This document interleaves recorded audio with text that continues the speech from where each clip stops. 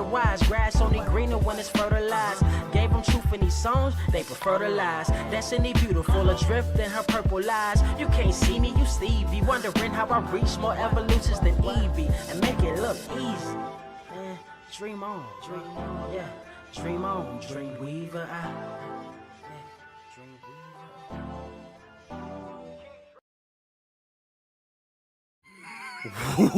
What is up, Earth's mightiest subscribers? It is your boy Ernie, the Blerd Without Fear. Got the homie Carter presents. Welcome to episode 2. Wait, no, I went back in the past.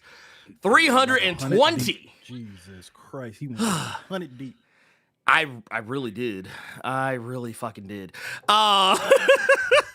Also, must fix the screen because apparently I deleted something.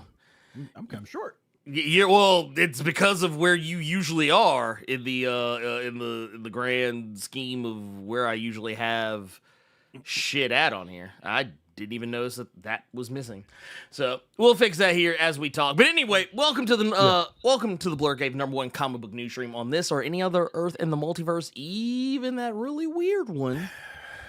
Even that really weird one in the most recent episode of Peacemaker, we're just in the underground. We underground pirate radio, the Blerd Cave, for those.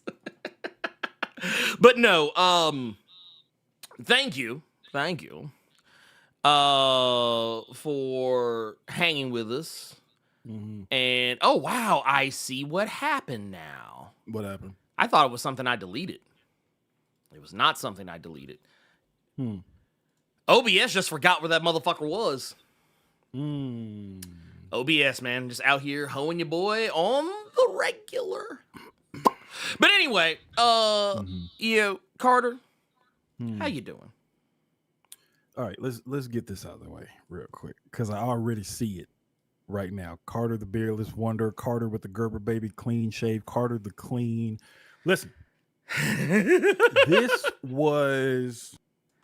is what happens when you have a hair versus hair match in a game of spades with your siblings and you realize that your siblings are dirty fucking cheats. So this was not wanted. This was not needed.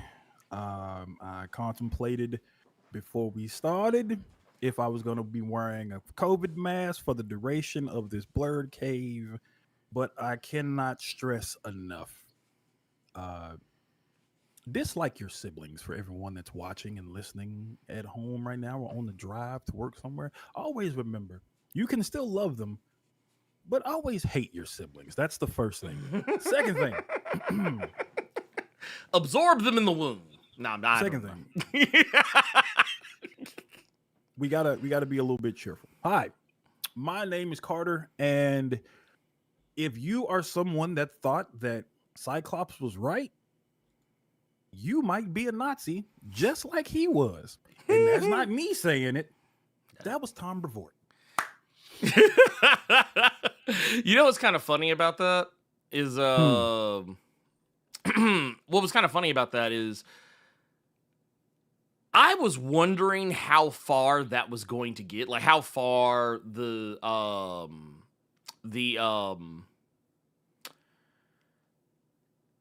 guess what's the best way to put it? How far that story was going to get as far as like, the dirt sheets. Yeah. So on and so forth. And buddy. Yeah, Tom might want to get up off that Substack.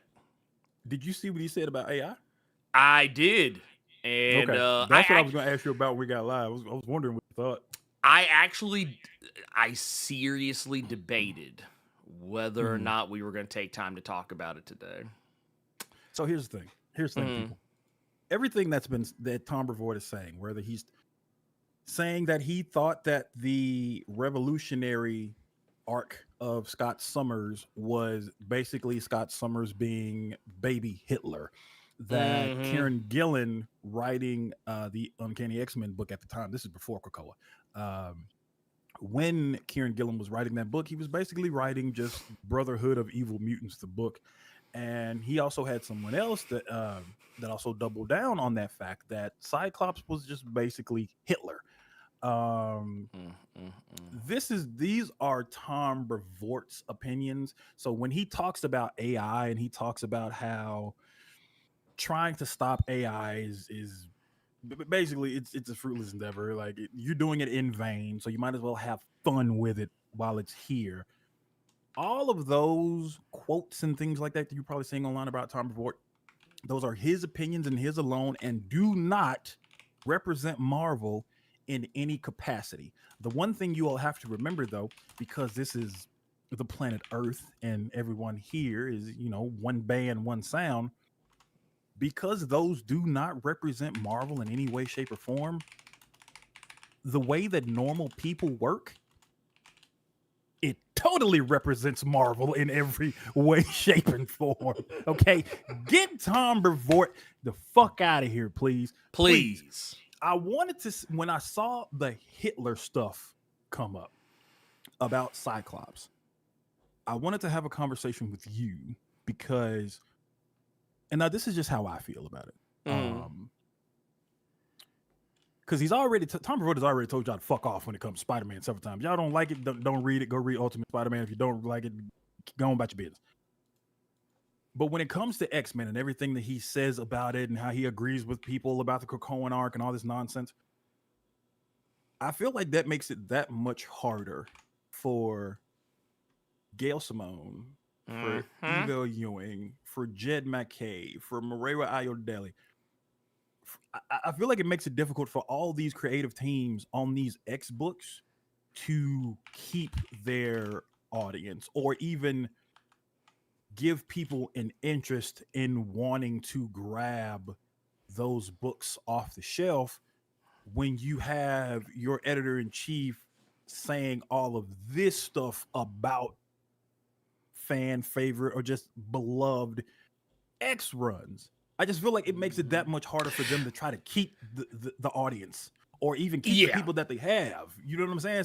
So he sounds like a hater. He sounds like a hater is what he sounds like. Mm-hmm. Also, I can hear myself. Not again. Not again. Oh, I don't know. Either way, I will fight through it. But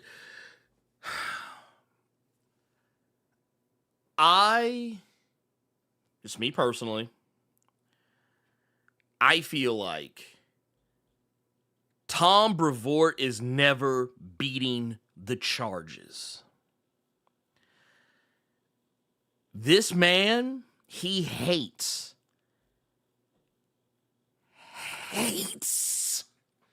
the Krakoan era.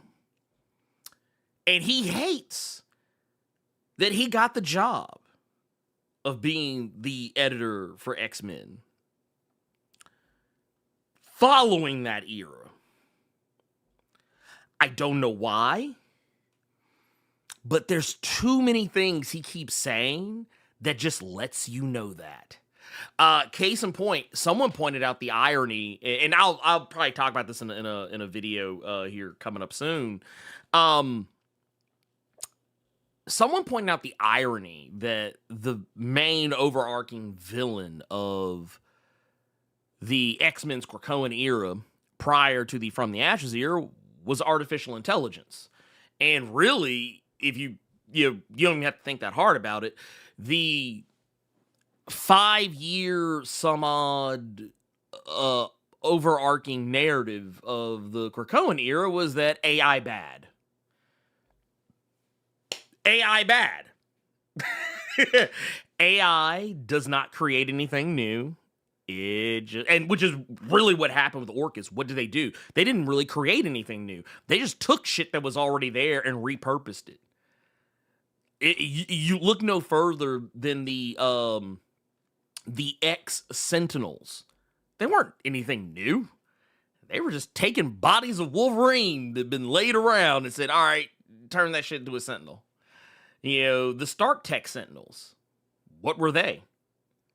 they were just sentinels that they literally looked like sentinels. That someone said, "Hey, ChatGPT, can you make me a sentinel that looks like Iron Man?" That's what they look like. But that said, someone working, and you know what? Here, I'll pull this up because I actually did have this kind of cocked and loaded on the off chance that it came up. But I was reading one of these articles that was kind of going through some of the stuff that he said, and apparently he got some responses from people who worked for Marvel at some point or another, or work in the industry on some level. None less important, or none more important, rather, than a friend of the channel, Cheryl Lynn Eaton. Who some of you may or may not remember. Cheryl worked on I believe it was the Black Panther Blood Hunt tie-in book. Arguably one of the best parts. Actually, no, fuck that. The best part. The best part of Blood Hunt. Because some of them tie-in books was carrying. Blood Hunt, Black Panther, Blood Hunt, Dracula were high-key carrying. But Cheryl Lynn Eden basically said that anything produced by AI is stolen work. It is utilizing existing art without credit or payment. Google is scraping the hard work of creative professionals and remixing it. If a musician did the same thing without credit or payment, they would be sued into oblivion. They have been sued into oblivion. Ask Cisco how much money Thong Song made for Ricky Martin. He said, here's where it gets very interesting. What is stopping Disney or Warner from creating a bespoke AI program that only pulls from work owned by the company? Work that they have already paid for. What is stopping Disney from creating new X-Men comics from Jim Lee's old Marvel work? I don't think there's anything stopping them legally, and they may find it to be appealing financially. However, it would be the death of a culture socially, because nothing new reflecting the existing society would be produced. No advancement, just a never-ending sifting through a bigoted past. Ooh. I just want to. I personally, I just want to let this be known.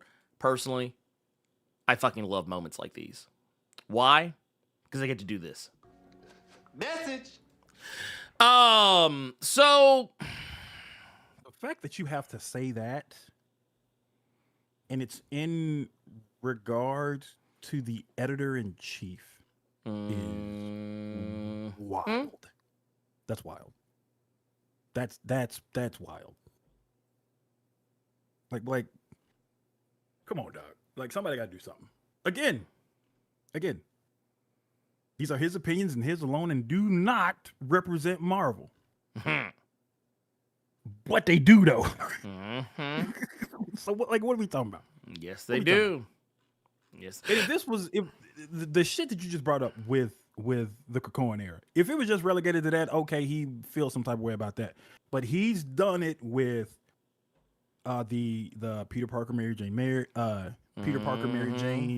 marriage and kids and stuff. He's done it there. He apparently he's now doing it. And it was funny because when he brought up Gillen's X-Men, like, are you just mad because the power fantasy kind of whooping y'all or some shit? Like, what's going on? Dude, first of all, power fantasy is beating X-Men's ass. I'm like, where is this coming from? Like, and it's Hitler, like, and you said it with your whole chest and you doubled down on it. And if it was just relegated to Krakoa, okay, cool, whatever. But now you're going into other things, and you just said it with your chest. You just said it. You said the shit about AI. Nobody asked you. You just said it and then showed what you did with how fun it was that you made these little AI images and shit. Like, this is just like, ooh, you gotta get him out of there, dog. You just made me think about something. What? What? Ooh, man, I don't want to make this allegation, so not willy nilly, Okay. but I think I think it actually is a noble effort. Hmm. I think it's actually a noble effort for me to keep reading his X-Men stuff that he is editor over, just to see how this plays out, because I feel like his X-Men from the Astro Run, I feel like at some point we are going to learn that shit was written by Chat GPT. Allegedly. I would not be shocked, just based on how casually he's just so cool with the idea of you utilizing AI, which to be fair, I get, like, there are some instances, I do believe, where AI is useful, but not generative AI. Because I want to make sure I'm clear on this. I want people to understand this. There is a difference. When I say that AI can be useful, I'm not talking about generative AI. The thing that we're talking about with what Tom Brevoort is talking about is generative AI. What I'm talking about is something else entirely different. It's still artificial intelligence, but it's not stealing from anybody. Like, I think I've talked about this before. Using AI to like optimize your SEO. I think that's fine. Like to have it like search to make sure that like all your keywords and your titles and your description is as SEO optimized as humanly possible. I think that's fine. Using AI to generate subtitles, for a video that you made, I think that's fine, because to my understanding, it's just using your material to do that. Same as in the case for the stuff I had just mentioned. Using now in this particular instance, this is where you can kind of get into some nebulous material. When I don't use Photoshop anymore, but I use Affinity Photo, but they both have the same function. There's an ability for you to be able to get the app to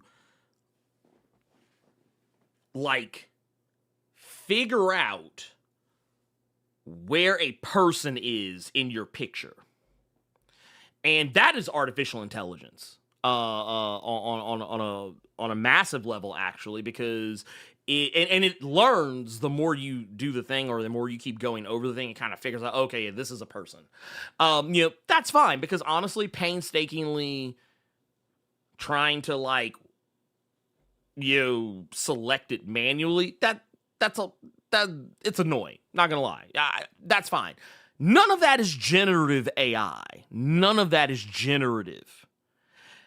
What Tom is talking about is using generative AI to create new art from existing old art. And I do believe that Cheryl Lynn Eden is right.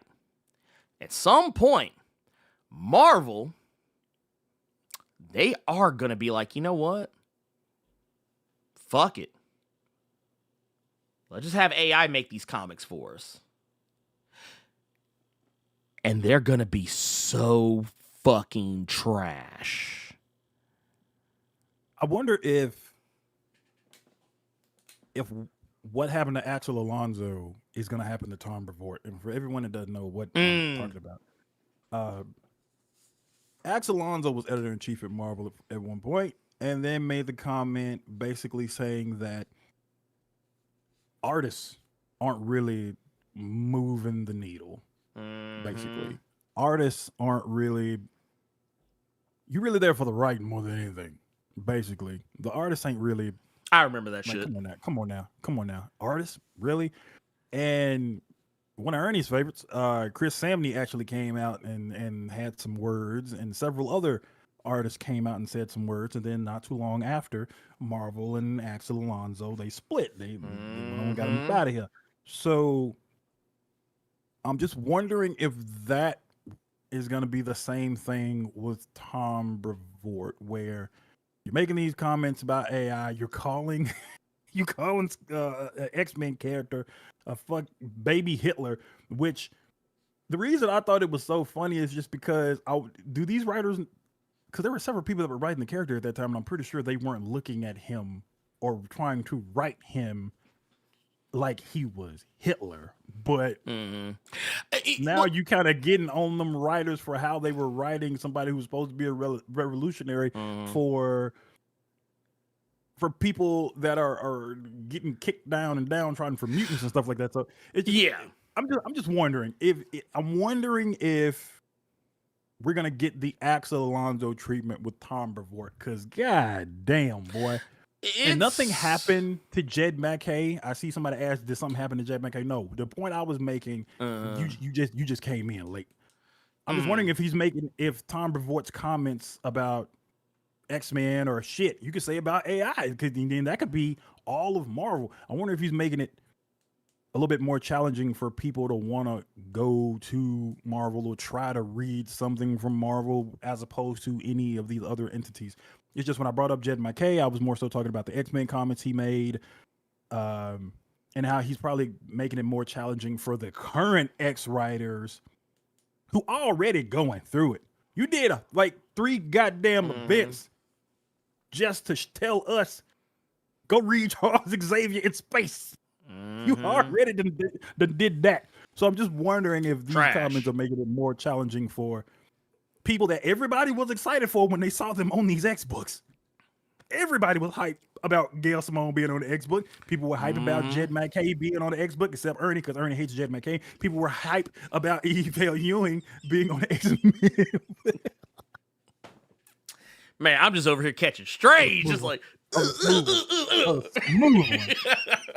That was a real quick one. Wow. Oh, goddamn. I'm just at this point, like, I'm pretty sure there are better EICs out there that you all can get from that would at least have the common sense not to say certain shit like this, man. So that's what's going on with Marvel right now. Well, I want to add on to something you just said too. The whole Hitler thing. I think that is something that Tom is not picking up on.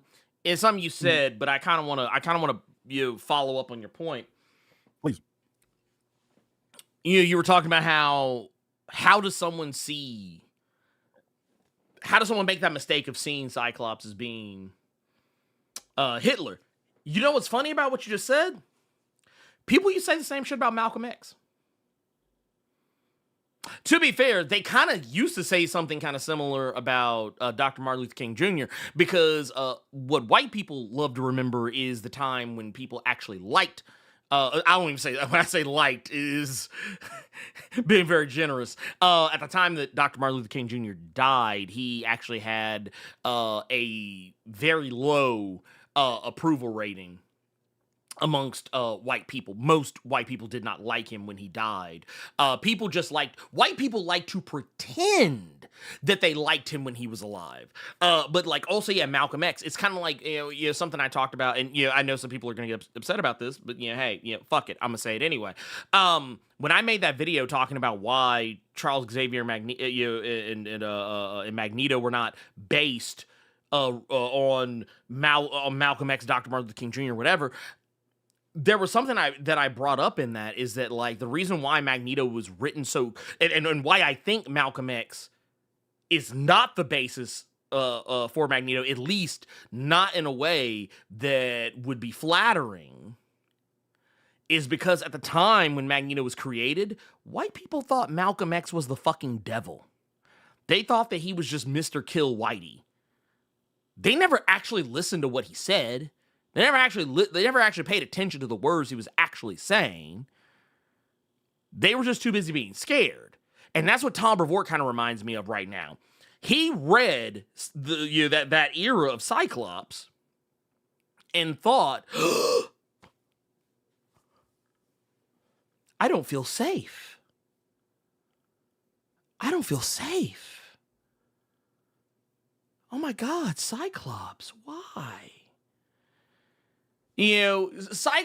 Tom Brevoort is also one of those people, like, I remember, you know what? Oh my God. I guarantee you this was the case. During the Krakoan era, I promise you, Tom Brevoort was one of those same people we used to see. Be like, oh, well, the X-Men, they're villains now. They're villains now. They're not heroes. They're not helping anyone. They're just helping themselves. Like, he's one of those people. He's one of those people that I guarantee you, if every black person in the world said, you know what, fuck this shit. We are all going to Africa. We creating like just a giant nation, and only black people and people of black descent can be on it. All the white folks got to leave. Get the fuck on up out of here. And we're doing this for our safety because we don't feel safe around y'all. He would be one of those people like, oh, I guess the black people are the villains now. That's what he would do. That's what he would do. I guarantee you that would be his reaction. He'd have to say, he's like, well, you know, that guy Blerd Without Fear is Hitler. That's what he would say. That's exactly what he would say. So yeah, I'm gonna be honest with you. I don't like Tom Brevoort. I don't like him. I didn't really know. Like, okay, remember how I told you the other day, Carter, that good lettering is invisible? Yeah. You know what else is invisible? Good editing. No one ever pays attention to the editor of anything. There's a reason why. Like, okay, yeah, publications and like journalists, they pay attention to that shit. But like when you really think about it, how often have you ever heard the name of an editor of a comic ever brought up? Like how often? Like before, like maybe the last 5 or 6 years. How often? Okay. How often have you ever like heard someone be like, man, dude, the editor over there at in the Avengers office is cooking? No, yeah, I got okay. Like no one, and I say that because usually the credits are usually listed in order of importance. You know, the editor is never, unless a comic is made by just like 2 people, the editor's name is usually never in the top 5 list of people in the credits. Usually like somewhere down at the bottom. The only time people notice the editor is when they fucking up. It's the same, like that's what I was saying the other day. Only time people notice lettering is when the letterer fucked up. Well, the only time people notice the editor is when the editor fucks up. And think about it. Who are the most think about this, Carter. Who are the editors we know the best right now? It's Tom Brevoort and Nick Lowe for Spider-Man. Yeah. I couldn't even fucking tell you who's the editor over like Superman or Batman or Moon Knight. Mm-hmm. Or anything else. But I can sure as fuck tell you who is the editor over them books that stay fucking up. The only reason I can tell you who one of the editors are at Dynamite is because I've actually spoken to him. And that's Nate over Nate Cosby over at Dynamite. That's the only reason I know who he is because I have spoken to him. He does his job invisibly. Also, the only other reason I know his name is because all the people I talk to at Dynamite, they always bring him up in a positive light. Like when I ask him, hey, how'd you get this gig? Or like, yeah, how did this all come together? 99.9999999% of the time, they say, oh yeah, Nate. It was Nate. That's why I know who he is. But you know why I know who Nick Lowe is? Is because every time something fucks up with Spider-Man, I'm always hearing, man, Nick Lowe hates Spider-Man. Nick Lowe this. Nick.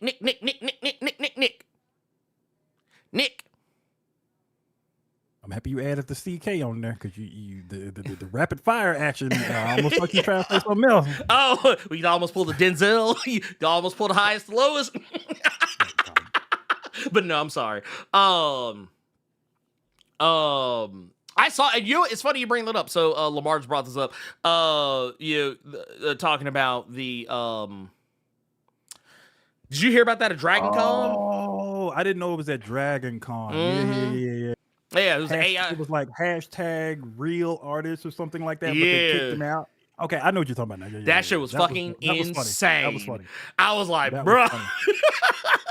hold on a minute, player. If I don't know what we're talking about, there was a dude that was at Dragon Con. He was selling AI art at his booth. He was found out, kicked out, and escorted out of the building with a sign that said that he was kicked out for selling AI art. Yeah. I think it was like hashtag real artist only or something along those lines. That was funny. That was funny. They're gonna take down Blerd's pick in Marvel Studios. Man, bro, my shit's gone. Yeah. Yeah. But other than that, I've been enjoying Imperial. I didn't read Exiles. I saw Xavier on the cover and said no. Oh yeah, no, I'm good. I'm super straight on that. Man, can I tell you what I'm kind of sad about? I'm sad, but I'm a tad bit pissed. Issue 11 of Ninja Turtles came out this week. Yes, it did. And actually, we have one more issue left Mm-hmm. for the Jason Aaron, Juan Ferreira era of the Turtles is just kaput. I don't know if I don't know what Jason Aaron is going to work on, with the exception of Bug Wars. Apparently, Bug people Wars. have been loving that book. I have not read it yet. Yeah, Bug Wars is pretty lit. But yeah, man, I'm going to pray for whoever is coming on after these 12 issues of artistic perfection from Juan Ferreira, because he will be missed. He will absolutely be missed on this book. I've been enjoying the Turtle stuff for sure. I know Ernie has, Yes, as sir. well, but God damn, they will be missed. They will absolutely be missed. So if you have not read Turtles yet, please go do that. Go. Yes. I don't know what's wrong with you. Go do that. Go. Yes. What? I would highly recommend. Please go do that. Ooh. What's that? Kieran Gillen. He had a one-shot book come out this week called Closer. Mm-hmm. It was like one of these little one-off stories or whatever the fuck. But the more important thing I thought you would have gotten a kick out of was that in the back matter, since that's your favorite place in the whole wide world of comic books. Yes, it is. He brought up Die Loaded, and you will be happy to know, unlike Jeff Loeb and Jim Lee over there, Kieran Gillen he's already working on issue 6. Oh yeah. Die Loaded. Oh yeah. No, see, that's what I like. That is precisely what I like to hear. What's 2? When is that coming back? Who knows? Man, I'm not gonna hold you, man. I third generation could not give 2 squirrel farts about what was that name of that book again? Hatoosh. Hatoosh. I don't know how you thought a 2 was gonna be a U for people. Hatoosh. Nah, fuck that book. I'm so sick of that shit. You know what? Because I'm already solidly in the Matt Fraction Batman era, which is, how is it in one issue Batman is already better than Hatoosh.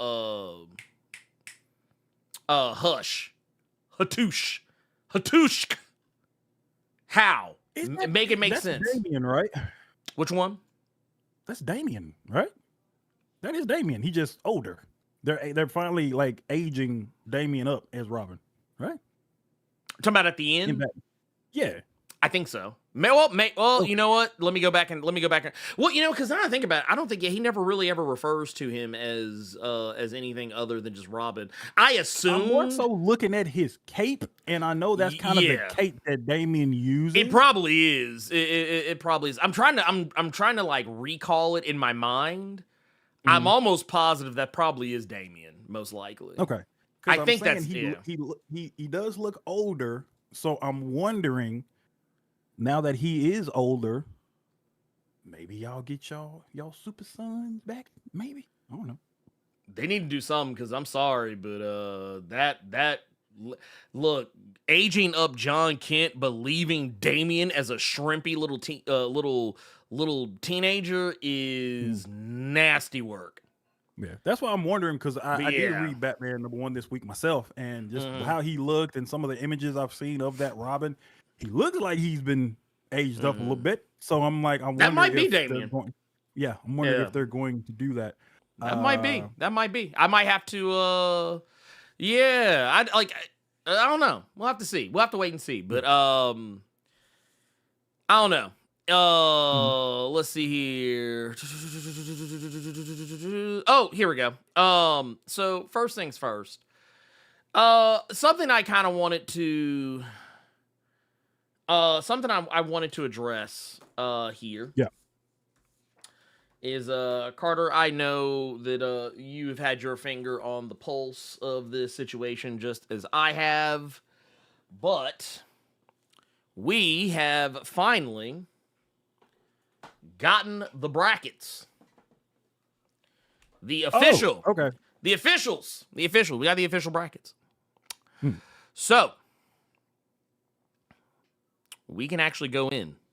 We actually go all in on our bracket situation. This And is really good or really nasty. Let's see this. Let's see this. So here, let me move this out of the way. Do I have a? Yeah, here we go. Okay, bam. Let me bring this up. And also, you know, let me put it on this side as well. I'm actually gonna put this on both sides of things because you know what? We deserve to have nice things. Where to go? DC bracket. There it is. Okay. So here, let's pull this up. And here, I'm gonna zoom this out. There we go. And transition. There we go. All right. So here's the bracket. So let's see what we got here. We got Superman versus Giganta. Woo, that is nasty. That's gross. We that already is starting on a nasty foot. And I'm looking at the other side. Dude, Wonder Woman and Starro. You know what? Yeah. I'm gonna not look over there no more. Yeah. Keep it to the left. Let's keep it to the left. Beyonce told us to do it. Keep it to the left. Let's you know keep here. it to the left. Here. Let's see. Can I do it like actually no, here I got an idea. Here. We'll do it like this. Okay. We'll do it like this. There you go. Okay. Yeah, to remove temptation. Yeah. We got Superman versus Giganta. Ugh. Wash. That's a free. That's free. We got Captain Atom and Power Girl. Ooh. We got Guy Gardner and Firestorm. That one could be interesting. That's lit. That's lit. That could be interesting. Jay Garrick versus Cheetah. That's a free one. We can move on. Yeah. That's a free one for Jay. Fuck how old he is. That old motherfucker is quick. So we can move on. Yeah. Aquaman versus Sylvester Stallone. Oh, but you know what? This might be. I think that I might be speaking out of turn. I think this might be the only matchup that is a naturally occurring matchup. Okay. That's just Tuesday for these two motherfuckers right here. Okay. Okay, first off, who was memeing here? You're nasty, DC. You're nasty. Come on now. Come on. You're even worse for this next one. Lex Luthor going against Black Lightning.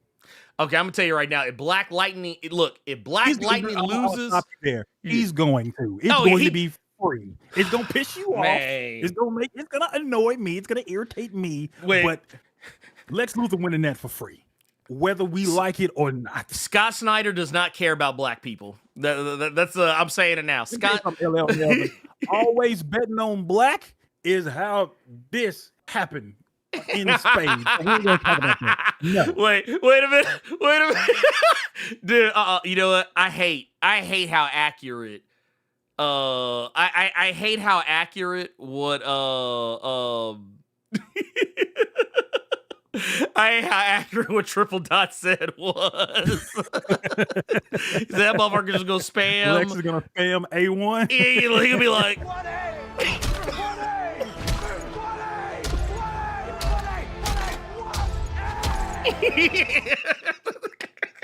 he just gonna spam that shit. Okay, I'm gonna say this now. Doing that to Superman is one thing. If he does that shit to Black Lightning, that's a hate crime. That's a hate crime. That's a hate crime. That's a hate crime. That's a hate crime. And you know what? You know what? Let me retract my statement. Lex is clearly going to win, but I don't think it'll be free. I think it'll be because of daughter shenanigans. Lex is going to do something that involves Black Lightning's babies, and Jefferson Pierce ain't going to go for that. So that's what I think. But we got Etrigan versus Supergirl. I could maybe get jiggy with that one. That's not. I don't think that's a bad matchup. Mm-hmm. That is actually a matchup I can. I think that's a matchup I can get down with. I actually think that's a matchup I can get down with. But I still stand firm in my belief that if Black Lightning loses, DCKO is ass. DCKO is assed out for the rest of the event for me. Okay, we know how you feel about the event, man. Because it's gonna happen. It's gonna happen. Dog, I will actually shave my head if Black Lightning beats Lex Luthor in the first round. You heard it here first. I will actually shave my head. You all can see it for that Blerd cave. I shit you not. Book it. Yeah. So here, let's go over this other side, and let's see what we got over here. Hold on. Wonder Woman versus Starro is going to be these first two, they're going to be hilarious. That's just me. Oh, yeah, it's going to be hilarious. Wonder Woman versus Starro is going to be funny. The main man versus Plastic Man, I think is going to be funny. Oh, yeah, Those two are going to be for the lulz. Mm-hmm. And honestly, I don't see a universe where Plastic Man doesn't go forward, but it's going to be funny regardless. This right here, this is nothing. This is memes. This is memes right here, 100%. Also, I'm calling it now. There's going to be a spot set up where she is going to dive into that motherfucker's eye just like Harley Quinn. Okay, now this right here, this is nasty work right here. Swamp Thing, you got the green versus the red. This is a fucked up ass matchup. I'm not going to hold you. Well, now, I will say, I think, this might be my bias speaking. Okay. I think this could be an interesting matchup. Just because you've got two representatives of two of the primal forces of the planet. You're going against each other. But look, I love Vixen to death. Man, but Swamp Thing is just way too fucking OP. And I don't like this matchup. So once again... I agree with Thanos was right in the chat. They threw Vixen to the wolves. They fucking did. They fucking did. This, bruh. I feel, you know what? I'm going to say it. I'm going to fucking say it. I think that this is what happens when you let white people write comics for too long.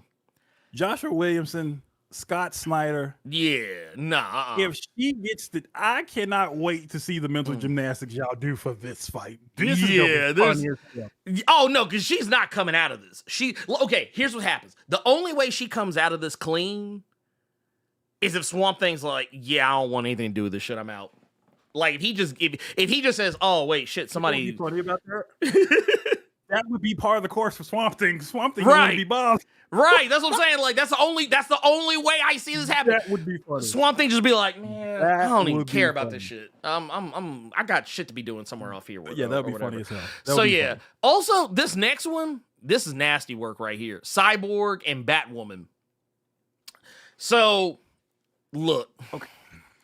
This is another free one. If I can completely be honest with you, because that's basically. Okay, I don't know another way to say this. That's basically Batman versus Cyborg. Yeah. Now I know that's Kate. I know that's Batwoman. I get you. But I think a lot of you all understand what I mean when I say that's just Batman versus Cyborg. It's just that in this case, Batwoman has so many less fucks to give than Bruce Wayne. Right? So like, she will not feel bad about doing whatever she finna do to Mr. Stone. It's just gonna be one of those instances where you shouldn't have stepped to me in the first place. Right? You should have known better. You should have known better. Look, I'm gonna tell you right. I was serious about that fight about shaving my head, but no hair, no beard. Carter's gonna look like a milk dud. You are banned for the rest of this Blerd case. So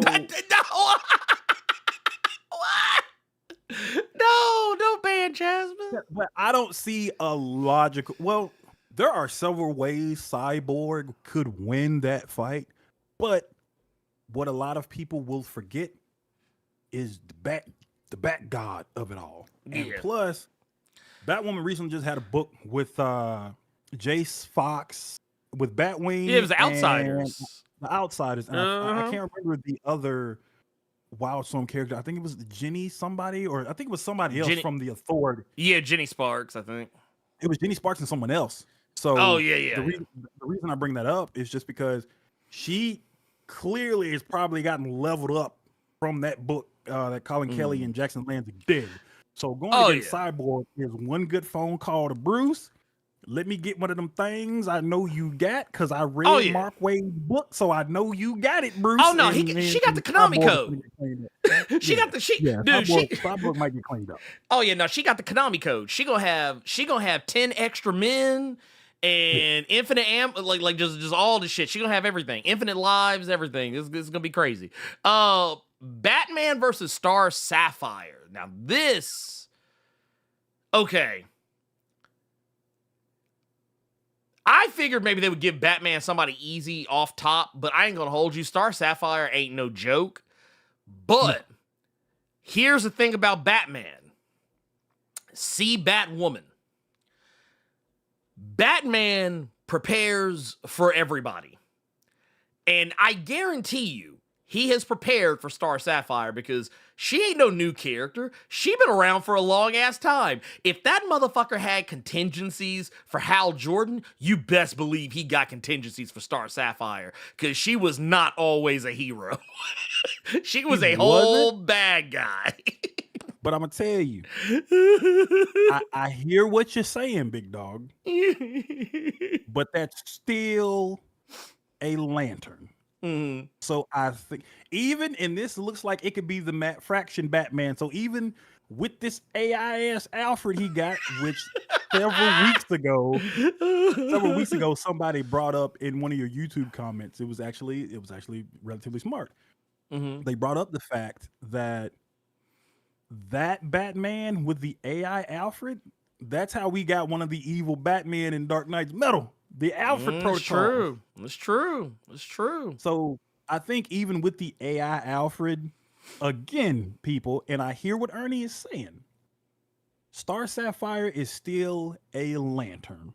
So I feel like Batman is gonna get clean. But here's the thing, though. Wait a minute. Does Batman still keep that yellow ring on him? That's fair. Yeah, does Batman still have access to a lantern ring? Because, like I said, man, look, Batman is way too prep time. Yeah, dude, he still has the black ring from Death Metal. Look, I guarantee you, Batman got a ring somewhere. He got a ring somewhere. Now this next one's gonna be funny, Carter. You're gonna laugh. Let me see this. Red Hood and Damian Wayne. So I'm gonna tell you what's funny. Hold on. You know what? No, I don't feel like taking that off the shelf.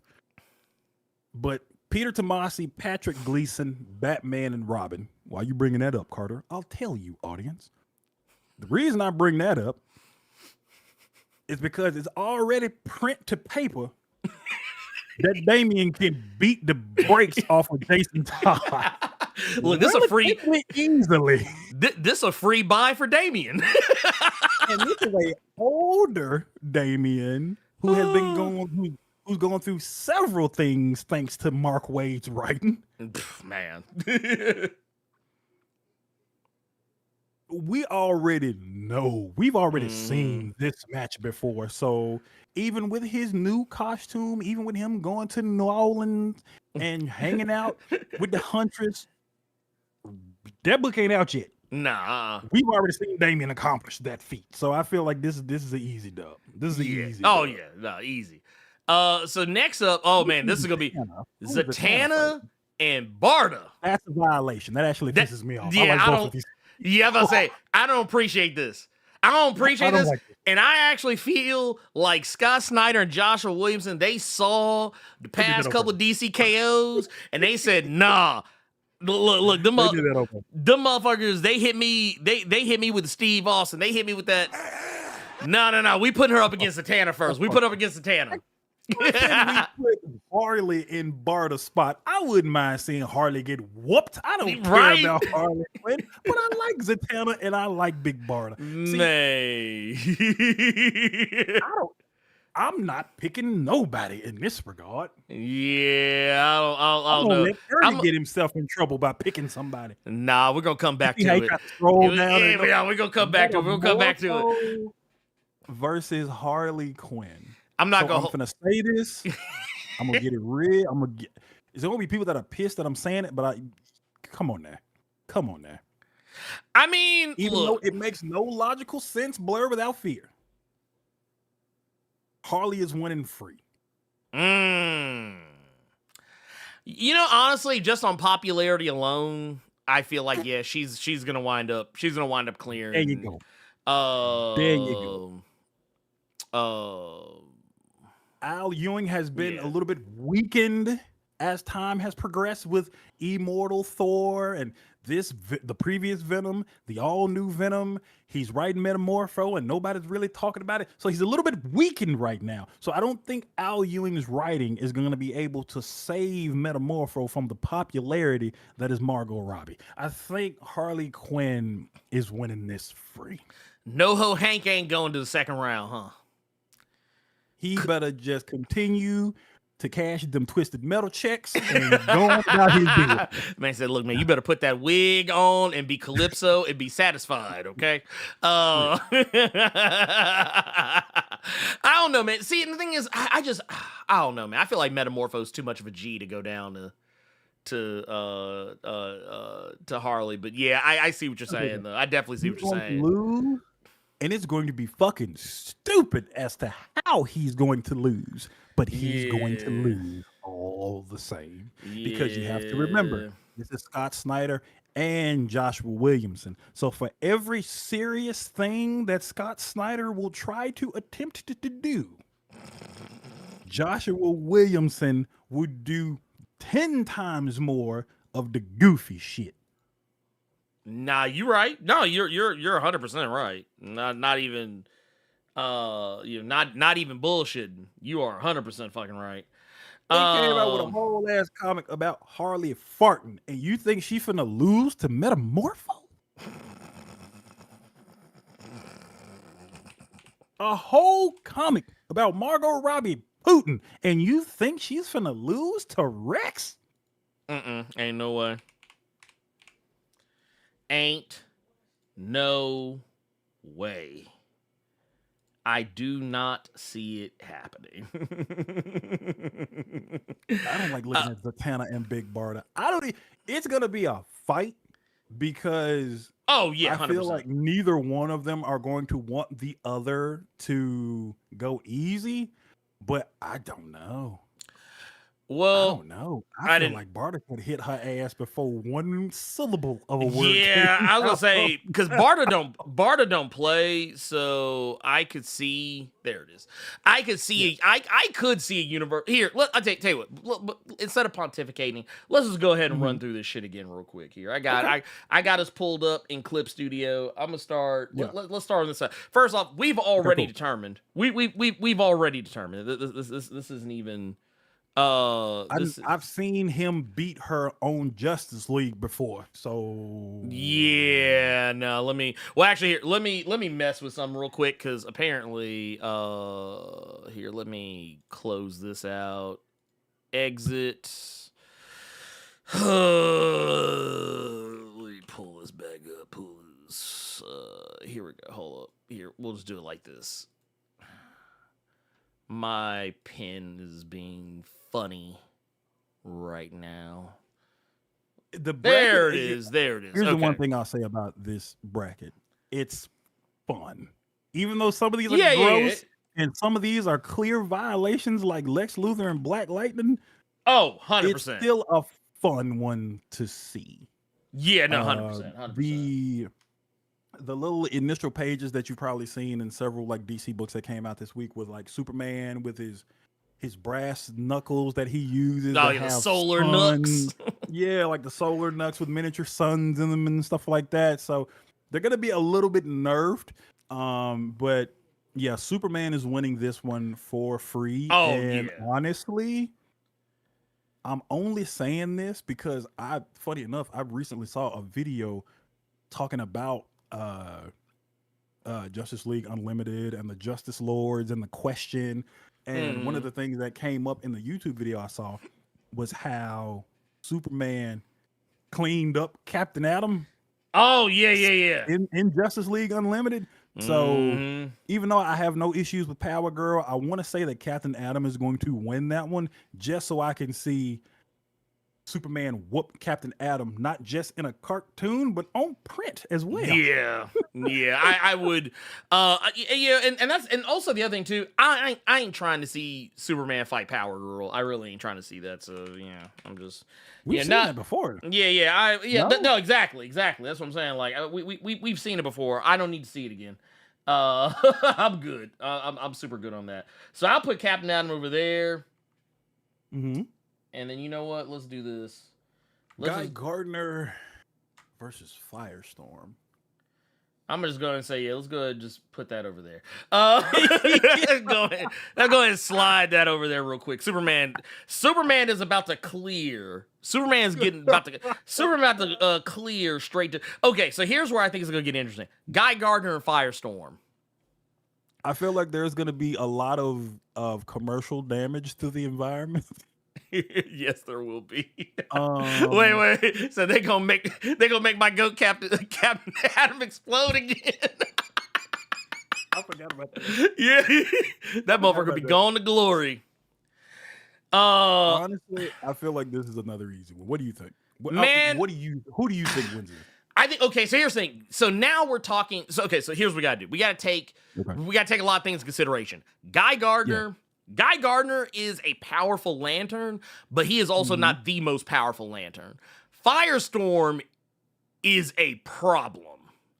Firestorm is a whole problem. But now we're talking about experience versus inexperience. Or I don't want to say Firestorm's inexperience, but just Guy has weight just by virtue of some of the events that have taken place and some of the retcons and things that have happened.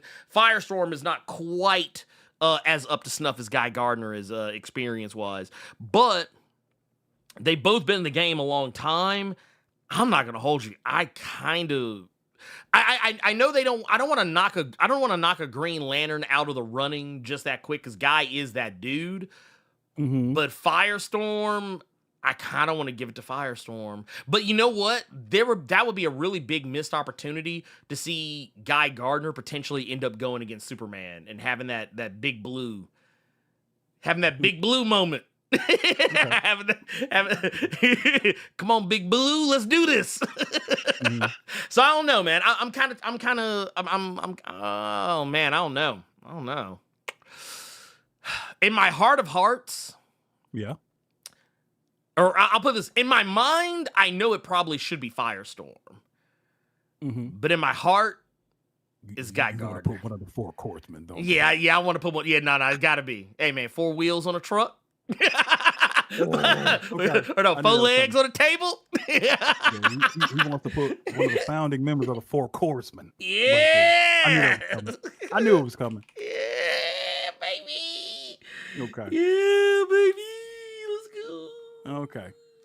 So we got Guy Gardner taking it from Firestorm, which is Yeah. gonna dog. The amount of arguments and fights that are about to transpire over this event are going to be so fucking funny to hear, Oh, yeah. read, and see. Jay Garrick versus Cheetah. So here's what I'll say, and this is just me. You know how I said that Harley Quinn was gonna beat Metamorpho and it was gonna be fucking stupid how it was gonna happen?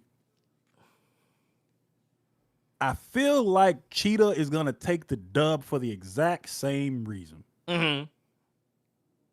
I feel like Cheetah is going to beat Jay Garrick with stupid reasoning and shenanigans.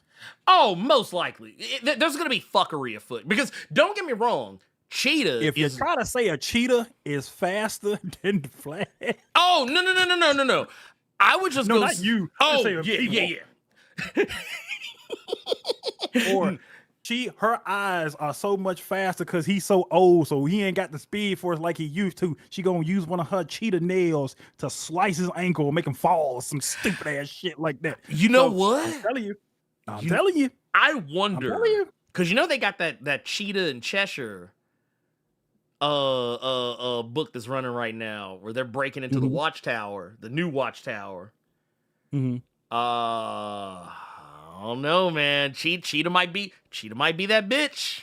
It's gonna be something stupid. Well, I'm telling you. because she's not really he doesn't want to put hands on a woman. That's a lady. That could be that. That could be And like then she honestly. sprang on him. Dude, she gonna hit that motherfucker one time. Look, gonna get the cheetah claws. Yeah, she gonna get them cheetah claws in her. I feel like it's gonna be something real stupid. I'm telling you, because it sounds too obvious of what the answer should be. Yeah, I'm telling you, it's gonna be something stupid as to why Cheetah wins this fight. No, I believe you. Guy Gardner versus Cheetah. Oh man. I'm gonna let Ernie have that one because people are gonna get mad at what I say. No, say it. This is just for me. But I feel like guys gonna be thinking with the wrong head. Oh yeah, probably right. But I'm gonna tell you right now, Cheetah versus Superman. Oh, that's a wash. Yeah, That's a wash. I'd probably. Oh, this is why these brackets are fun, but also so fucking infuriating. Because Firestorm versus Superman sounds like it would be nuts, and Guy versus Superman sounds like it would be fucking nuts. Well, you know, the reason why I want to see Guy and Superman, though, more than Firestorm, because I feel like with Superman and Guy, it's going to be more of a fight. Like a straight up, like, okay, we throwing hands. Kryptonian Sun versus somebody who some people have said, like fans and some old DC writings have said that Guy has the strongest willpower of everyone in the Corps. Yeah. Problem is he's a douche. Yes, his willpower is more like douchery.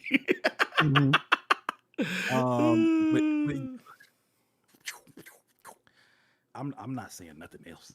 Not till we get to the next one. Okay, What you had. Look, I'm gonna do. Look, I'm gonna do it. I'm taking Guy. Okay. I'm gonna move him up here. I'm gonna put Guy where he belongs. I'm gonna put him where he belongs. Okay. Let's go to this next one here. We got King Shark. Okay, King Shark and Aquaman. See, okay.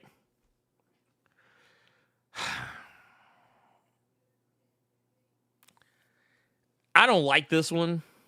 In the water. It might be in the water. It might be in the water. So, and the thing is, King Shark is kind of one of those like weird ass motherfuckers that like he could just kind of do whatever, and he's pretty fucking powerful. More so than I think even more than we have probably seen him in a lot of. I think probably the Suicide Squad is the closest I think we have seen to a comic book accurate King Shark in terms of like power and ability. Mhm. Because that motherfucker was just fucking destructible. Like that motherfucker he don't go down easy. So Aquaman is not he's definitely not gonna have it a difficult time. But I mean, my thing is this is a motherfucker Aquaman done fought plenty of times before and cleaned up. So yeah, this will be I think I'm not saying it's gonna be a walk. I'm not saying it's gonna be a walk for Arthur Curry, but I don't know unless because now that's another thing to take into consideration too. Some of these characters are going to have materials and tools probably that are going to aid them. Case in point, we saw what Superman's going to have. So we'll have to play it by ear. But I'm gonna tell you what I do not have to play by ear: Hawkman versus Connor Hawk. There is no way. There's no way. I'm just gonna go ahead and say it right now. I love Connor. He is a fine person. But there is no fucking way. There is no universe. There is no universe. I'm sorry. I am sorry. It is no universe where that shit is popping off any other direction. But yeah. I don't even want to add nothing to that. We just move on. Yeah. Matter of fact, look, go ahead and scoot his ass on over that way. Oh man. And like I said, we talked about this already, but like, yeah, I look, and I want y'all to understand something. In my heart of hearts, I know Black Lightning can beat Lex Luthor any day of the week. However, why don't we just rock, paper, scissors for it? Because we both want to say the same thing. Right, yeah. Fuck, shit. I guess... I'll go Lex. You saying Black Lightning. Okay. All right. Wait. Rock, paper, scissors, shoot? Yeah. Okay. Gotcha. Okay, let's do it. All right. Rock, paper, scissors, shoot. Oh, you win right after. I forgot. We're kind of delayed. Okay. So, right, here. Tell you what, here. I'm gonna hide my hand. Okay. All right, let's go. Go. Rock, paper, scissors, shoot. Oh, well, there you go. Okay. Well, then, all right. So, here, let's. All right. Wait, which one did I have? I had Black Lightning. You had Black Lightning. Yeah, I was like, wait, like I got so caught up in the other shit that I was like, oh yeah. Yeah. Oh wait, I did not mean to hit enter again. There you go. Okay, so there you go. We got good old Jefferson taking the dub, which I don't have. I'll take that. Etrigan no the Demon. Etrigan the Demon and Supergirl. Etrigan the Demon and Supergirl. How's Man, I've never actually seen them go toe to toe. Well, and I don't even think she's ever interacted with Etrigan before. I think she has, just not in a very like extended capacity. Here's the trick with Etrigan the Demon. I mean, yeah, I think people think about the brute force, but he's actually kind of a bad matchup for Supergirl because of his magic nature. But who's to say that couldn't she have a way to get his ass back to his human form real quick? Is that still a thing with him? I think it is, but I think it's harder to do. So, I mean, I'm not going to hold you. I kind of just want to by default say that she ain't going to do well against him. Yeah. But at the same time, Supergirl's a plucky motherfucker. Yeah. And I feel like Etrigan that's ain't still Kryptonian right there, is what you're saying. Yeah. I mean, you can call Supergirl a lot of things. But you call her whatever you want, as long as you put Kryptonian somewhere in that description. Kryptonian, former Red Lantern. Yeah. Oh yeah. Miss Kara. So and former Secret Sixer, not the Gail Simone version, but the Batman Who Laughs version. Kara could be a bad motherfucker when she want to be. So I mean, But I feel like in this particular case, So you want Supergirl? Is what you I want? kind of want Supergirl, but man, I'm not gonna lie, it actually ain't good for Black Lightning no matter which one I pick. It's so. not, because then we don't Yeah. have Shannon Sharp versus that white girl that had the OnlyFans in the second round. No, I don't know if you want Shannon to go against. I don't know if you want that. I don't know if you. I don't know if I want Uncle Sharp. I don't know if I want Uncle Sharp going up against OnlyFans. Oh man, Black Lightning versus Etrigan is a nasty. That's a matchup. nasty one. That's actually a nasty ass matchup. That's a nasty matchup. And you know what? Ooh, from a storytelling perspective, I just kind of saw the writing on the wall because of things that have been happening in Sophie Campbell's Supergirl. I actually could see a universe where Lex Luthor actually does win, go to the next round, and Supergirl wins, goes to the next round, and there's like some plot development going on there. I could see that happening. Because right now, Supergirl is hanging out with Lex Luthor's daughter.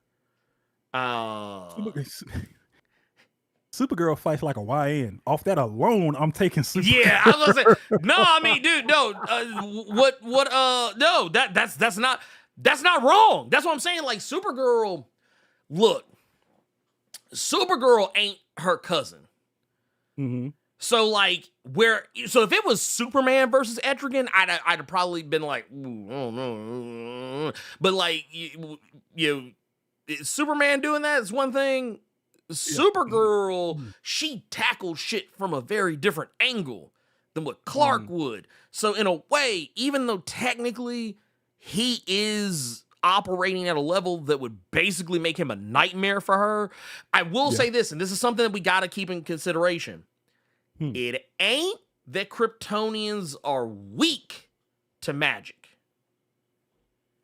They don't have any defense against magic. And that's different. So it's not going to necessarily be like Etrigan is her kryptonite. It's just that she's going to take the same level of pain that anybody else would. So that's something to take into consideration. There is a difference there, and that's why I'm a little bit more keen on the idea of Supergirl. For as much as I love Etrigan the Demon, I love Etrigan the Demon so much, but in my heart of hearts, I feel like there is no way in a post Superman 2025 era Supergirl is not at least going to the second round. So yeah, I'm gonna say Supergirl. Okay. I look, like I said, and this hurts me the most. Because I love me. And some I don't Etrigan. think we should, honestly. I don't think we should go any further when we do this. Like, who would win these fights? Like, I would tell you to take Superman and Guy off.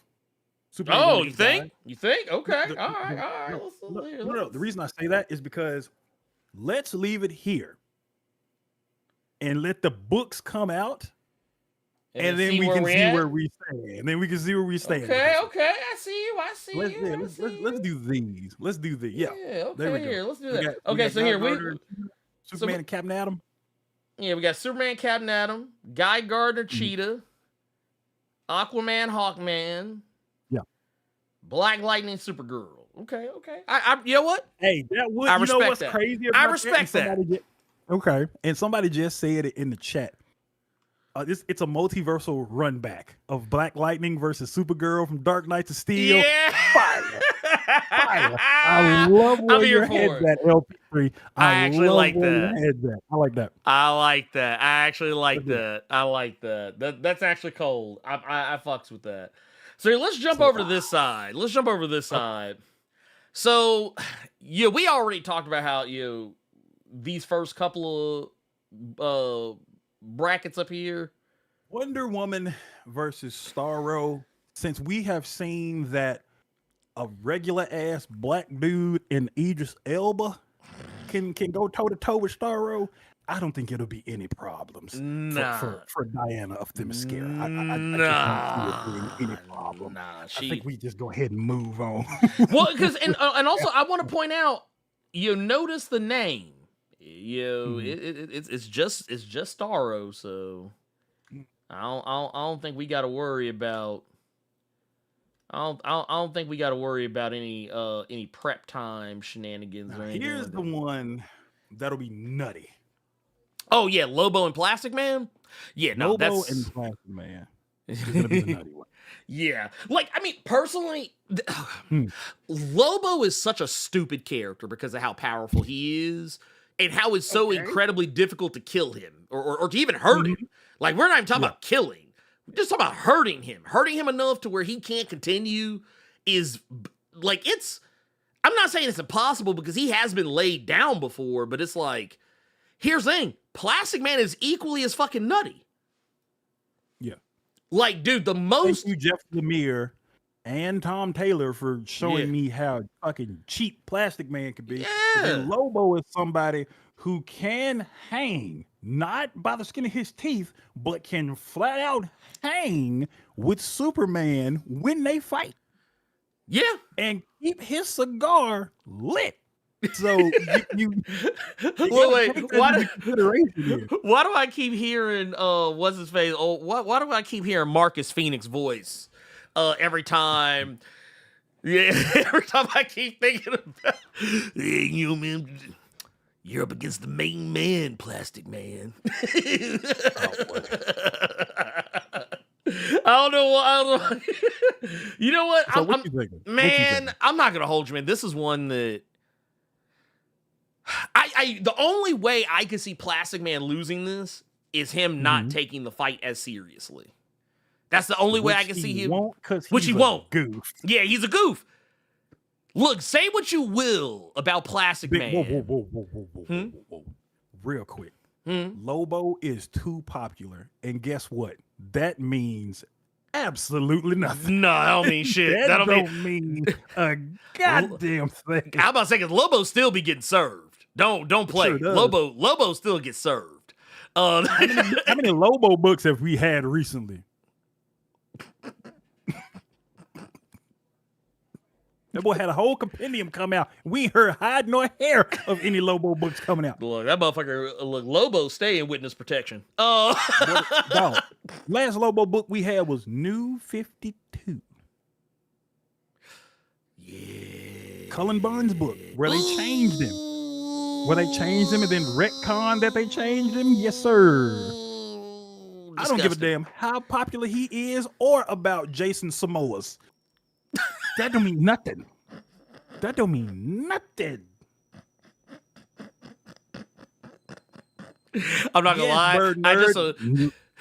just imagine Aquaman holding up a box of cookies. But yes, it was New 52. That book was written by Cullen Bunn, and it got canned because that Lobo looked nothing like the Lobo you all are seeing on the screen right now, because apparently during the New 52 era, the Lobo you see right now that everyone has seen for decades was actually a fake one. And the real Lobo was a skinny anime protagonist, and that killed the Lobo you see that you've always seen, and then they retconned it to where he was the fake one, and then we don't talk about New 52 Lobo no more. Basically, is how they went. Yeah, they basically pulled a clone saga. They pulled a spider clone saga with Lobo, basically, which is just... I do remember when Lobo was in JLA. I do remember that, because Catwoman was on that team. But Lobo versus Plastic Man, who you got? Man, I'm not gonna lie, man. I really want to give it to Plastic Man. I kind of want to give it to Plastic Man. Yeah, tell him. Yeah. Well, you know what? But you know what? Here's what I'm thinking about. I'm thinking about the shenanigans of it all. Because I actually would be more interested in seeing a fight between Wonder Woman and Plastic Man than Wonder Woman and Lobo. Because I feel like we've seen Wonder Woman versus Lobo in the past, and we've also seen very similar matchups like her and Grail going against one another, even though they're not related, but like to me it's kind of like the same kind of brutality. Yeah, same kind of brutality. Like it like seeing Wonder Woman fight Lobo to me is no different than seeing Wonder Woman fight Grail, because it's pretty much the same type of matchup that Superman has with Lobo. So like for me, I think what would be more interesting is for her to go against Plastic Man. So I'm gonna go with Plastic Man on this one. Let's put that right there. Bam. Let's go. Okay, so now look, this is the one we said we didn't even have to think about. So I'm just gonna go ahead and just do this, because or you know what? Wait, here. Let's do it like this. I got an idea. I have an idea. Y'all hear me out. Hear me out. I'm gonna actually here. Let's I didn't say a word. let's kill You that. just put Swamp Thing right there. I didn't say a peep. So if y'all mad at No, anybody, no. I got something. I got something here. I got a thing here. I got a thing here. We're gonna do a thing here. Okay. So here we're gonna use the power of Google. okay. We're gonna use the power of Google here. Let me move this out of the way and bam. Okay, so here we go. We're gonna flip a coin on this one, cause see, we're gonna flip a coin. We're gonna flip a coin, and basically, what's going down here for the battle between Swamp Thing and Vixen? Heads, Swamp Thing does what we all know Swamp Thing can do, and he will just lay her down, or Tails, he will do the other thing we also know that he can do and not be bothered and just leave and give Vixen the bye. So here, let's flip it. Okay, Swamp Thing, he walks to the next round. If y'all are mad at anybody, Be mad at Google. be mad at the AI of Google. Right? See how we get out of Be this? mad at Tom Brevoort. Don't be mad at us. Man, what you said. Man, what you just said. Here, let me almost put Swamp Thing. So yeah, there you go. Now here's the next one. Oh yeah, here, let me take that off so y'all can actually see what I just did. Yeah, but I did legit almost put Swamp Thing instead of Swamp Thing. Anyway. Cyborg and That's a good Batwoman. point. What's that? That's a good point. YTube noob. Swamp Thing versus Cyborg. Nature versus technology. That would be. Do you know what? That's an interesting one. That's a fun one. If for no other fucking reason than I love that answer, I actually think that should actually get Cyborg. To be fair, in an even matchup with no fuckery, no outside anything, I do think Cyborg could lay Batwoman smooth the fuck out. Like, just smooth the fuck out. I'm not saying that, like, it would be easy. I'm just saying I see a universe where you take Batwoman, regular woman, versus, because I think, okay, and it's something I think people need to understand. Cyborg has way more going on with him than people have ever given him credit for. Very few writers have ever written Cyborg in such a way where we're like, oh, he is him. And that's what I'm saying, like, hey, give it to Cyborg. We give him to Cyborg. Fuck that shit. Cyborg, DC may not like to do right by you, but I'm gonna do right by you. Goddammit. So now we down here. Batman, Star Sapphire. Now, I kind of want to hit you with something, Carter. I don't know what you think about this. I'm listening. We know Batman's gonna be off doing other shit. So I kind of feel like this one's cheating. I don't think Batman's going to win this first round. And I think it's by design. Because we know and that's something we saw in the solicits. Batman is going to be off doing other shit. He's going to be off sneaking around and doing other shit. And I feel like Star Sapphire's, pun intended, Star is on the rise now that she's become a full-fledged member of the Justice League. I would technically like to see Batman advance, but here's the thing. Who does he go against? We know who he going against. He gonna go against Damian. He don't want to fight his boys. Oh, okay. I have to actually refute what you're saying. Okay, what you got? Because Red Hood and the Outlaws, Batman beat the shit out of Jason Todd. No. Book, okay? Well, yeah. Jokers. Batman whooped him good, okay? Damian Wayne. There was a whole goddamn mini called Batman versus Robin where they went it's true. straight up. So, but he don't want to do it again. He don't want to do it he again. don't. Okay, there you go. He don't want to, but the man has no qualms about beating his kids. Well, no. What I'm saying is like, so first off, let's go ahead and just address this. First off, let's skip Batman. Fuck that. Let's just skip Batman You know what? right now and just go ahead. Sapphire versus Damien sounds funny because Damien is going to say something really disrespectful to a grown ass woman, and she gonna put him to sleep. Oh yeah, no, 100%, 100%. So, personally, that's why I think this is the best matchup. So I'm gonna just say, I think Batman somehow, whether it's by his own design or whatever, I see stars. Also, okay, we got to remember what we're fighting for here, or what they're fighting for here. They're fighting to basically become the King Omega, effectively becoming basically like a dark side almost in a lot of respects. So I don't see Batman trying to go for that power again after everything because we saw what happened when that motherfucker he sat in that Mobius chair. Batman was a little out of pocket. Batman was a little out of pocket when he got in that Mobius chair. I don't think he really ready for them kind of problems. I'm thinking Star Sapphire is gonna go, and then Damien gonna say some wild shit. Hold on. Because you brought something up that used to crack me up. I remember there was one point where they were trying to pull Bruce out of that Mobius chair. And that motherfucker started bleeding. And I ain't never seen a chair that goddamn comfortable that when somebody tries to uproot you out that motherfucker, your nose and your eyes start bleeding. I don't ever want to get no goddamn chair like that. I Never. Get out this chair at any point. Well, get out. You get out. Look, be like, you get out. Bro, I ain't never seen a chair that comfortable in my life to where you start hurting trying to get out of that comfortable ass office chair. I don't want it.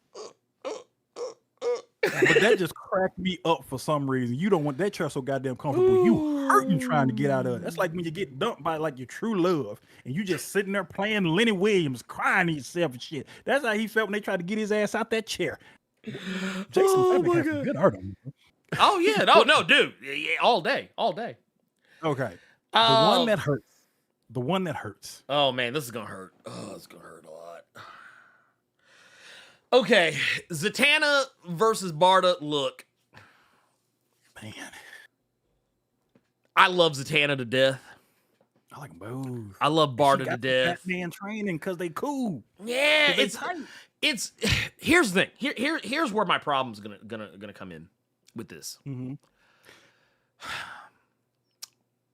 There is so many angles this fight could go. Mm-hmm. There's so many angles because let's take what you just brought into the equation. Zatanna, on top of having very powerful magic abilities, having been literally grown up in magic, literally being like the daughter of one of those powerful sorcerers in the DC universe, Zatara. You've also got.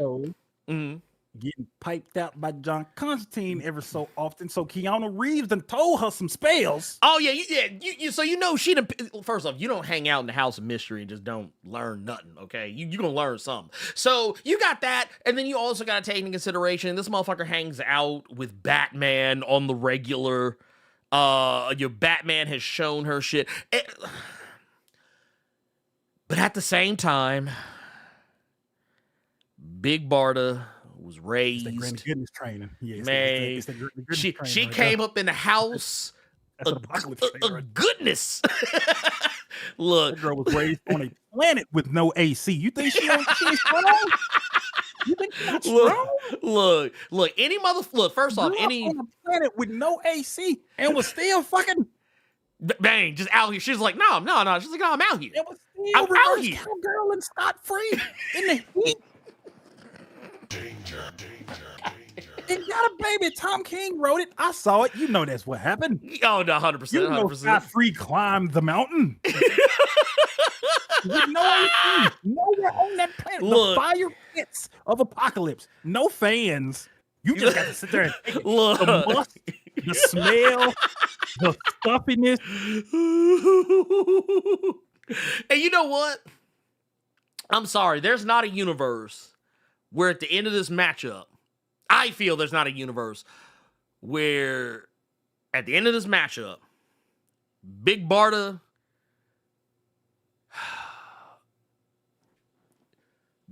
don't walk out this shit with her hand held high and somewhere Granny Goodness sitting up here looking like Dark Side is.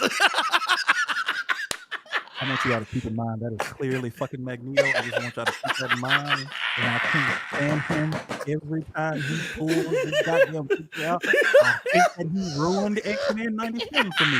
I'm saying that was Granny Goodness, which I didn't start thinking about until yesterday because in Marvel Rivals Free Pass, they gave him that outfit. They did. They did. I said Granny Goodness out loud when I saw that skin on that battle pass.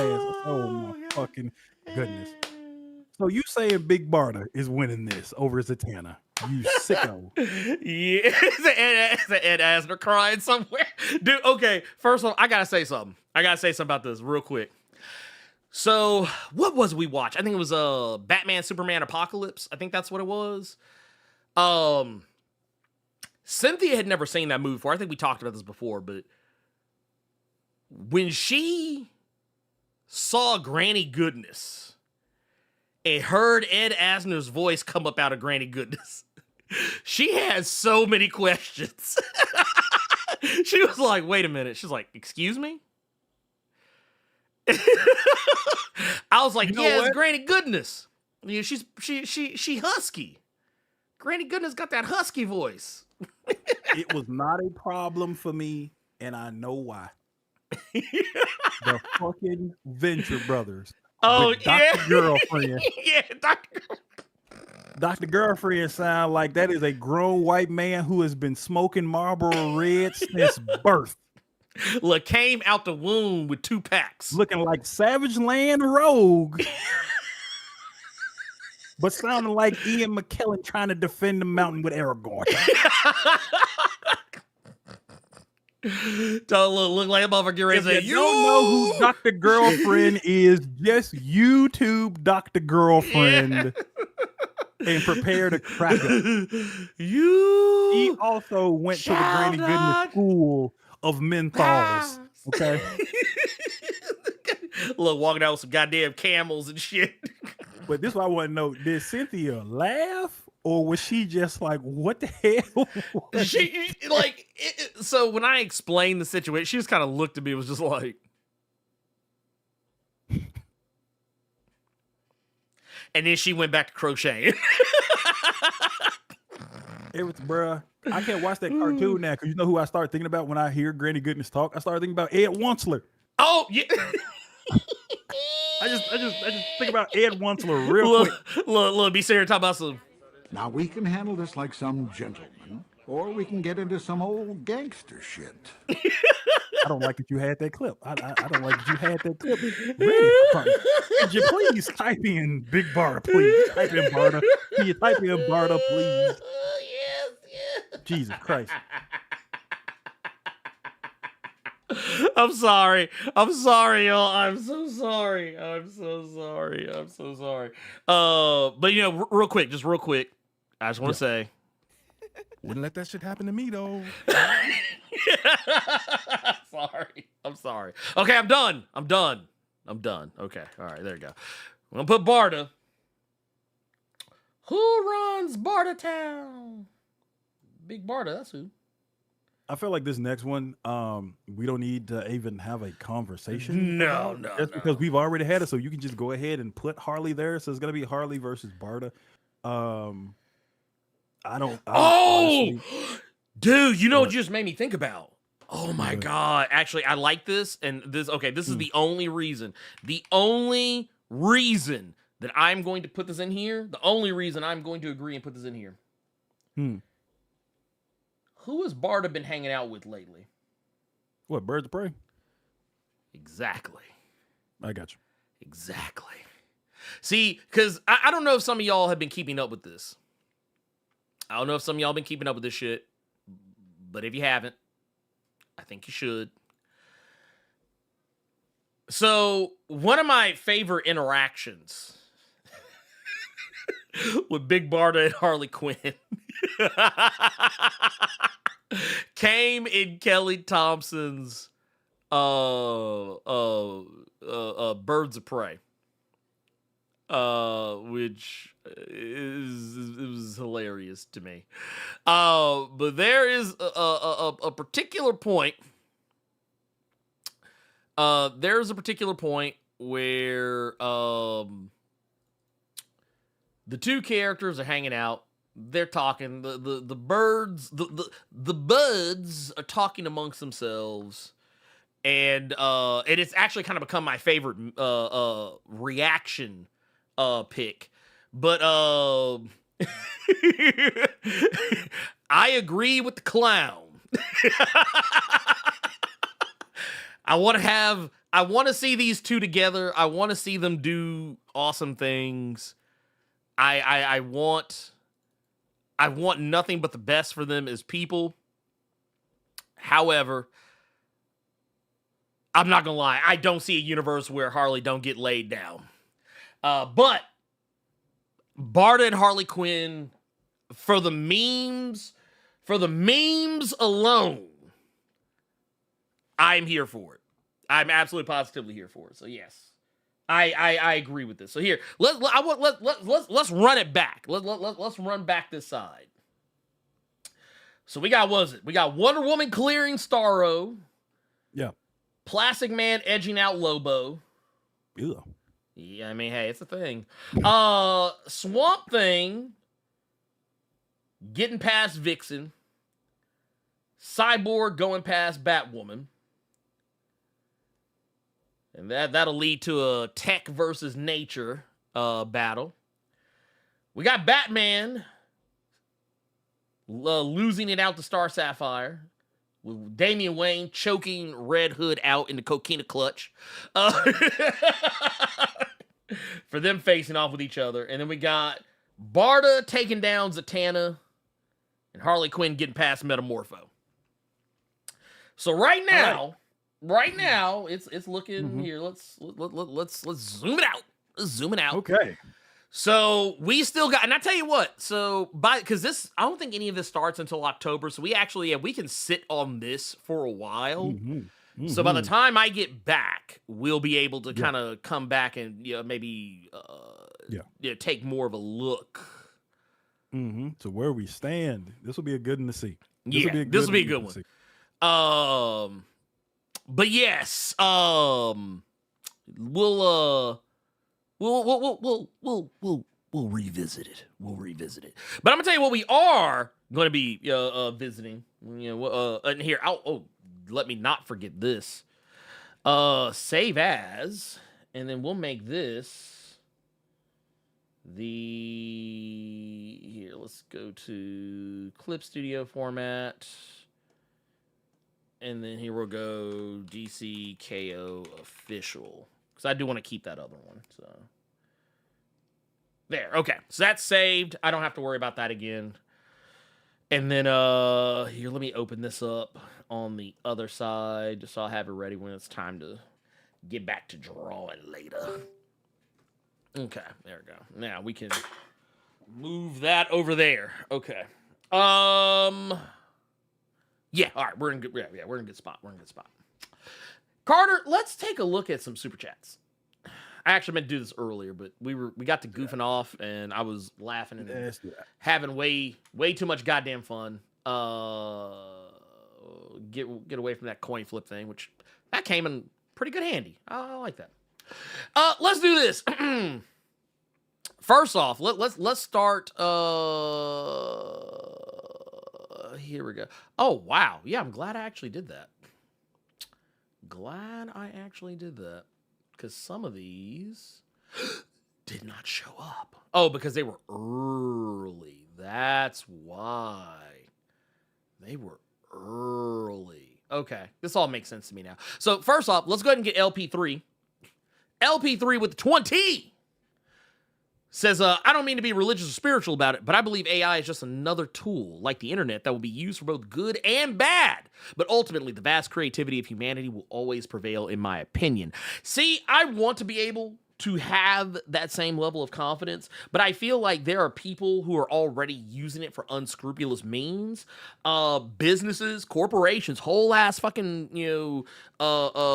major outlets have already started using AI to replace workers as is, and doing it on the slick without anyone really paying any attention to it. So yeah, but I do also agree, yes, AI can be used for good things. And you know what? I actually forgot to bring this up. But Carter, did you know someone brought up a very interesting point about Tom Brevoort? What's that? When we were talking about the AI stuff? So this was over on Le Blue Sky. So there was one user, a graphic novelist by the name of Ibrahim Mustafa, some of you may know, said it's fuck AI, but you know what it can probably do a lot better than create art? Manage or edit a project, respond to emails in a timely manner, act as a go-between when compartmentalizing communication between collaborators for some fucking reason, abstain from giving arbitrary notes. It, too, can have an encyclopedic knowledge of a specific comic book universe. It can find spelling and punctuation errors. That's not the fucking point. The point is not to replace people with machines just so shareholders can have another vacation home while poisoning the earth. Now, you're probably wondering what that jab was. Ibrahim was basically saying, well, fuck, AI can do Tom Brevoort's job. Because all the things that Ibrahim just described, that is the exact job description. That is the exact job description of a comic book editor. Message. So, yeah. There you go. There's that. But yeah, once again, just... I'm here for it. I'm here for it all the way, all day, every day. But yes, Tom Brevoort, I do agree, Black Phoenix 77, got to go. He got, like, matter of fact, you know what? I really think it's past time. I think it's past time that I like honestly, if I was Tom Brevoort, I would start updating my resume. If I were him, I would start updating my resume, because at this particular point, this, like, the only like somebody at Marvel, I don't know who would need to do it, but somebody at Marvel needs to send him packing. Back up a taste. Just a taste. Just give me some room. Hey. Okay, the door's gonna slam about now. There you go. That's what Tom Brevoort needs. That's what Marvel needs to do with Tom Brevoort. So because right, actually, I think Tom needs to just stop posting on Substack. He needs to stop posting on Substack, and he needs to do it now.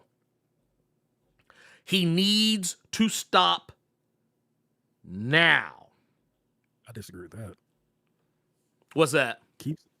That he needs to stop posting on Substack. I need him to post more on Substack. Because that's giving people even more reason, and then they can have all the receipts required to get him the fuck on somewhere. Be like, go, get on, get. Like, come on, man. Like, Axel Alonso said what he said about artists, and then some of the events that he was behind didn't do well sales-wise, so they got him up out of here. I'm fairly certain those X books ain't doing all that well, even with the creative teams behind them. No. And I'm not saying that to say that the creative teams are bad on them. It's just it's a combination of people are enjoying the alternate universe stuff. The other, you have Image and all these other entities that are coming, and they really showing their asses and showing that you don't always have to put all your chips on Marvel. And then you have the Tom Brevoort of it all that's making some people not even want to go over there.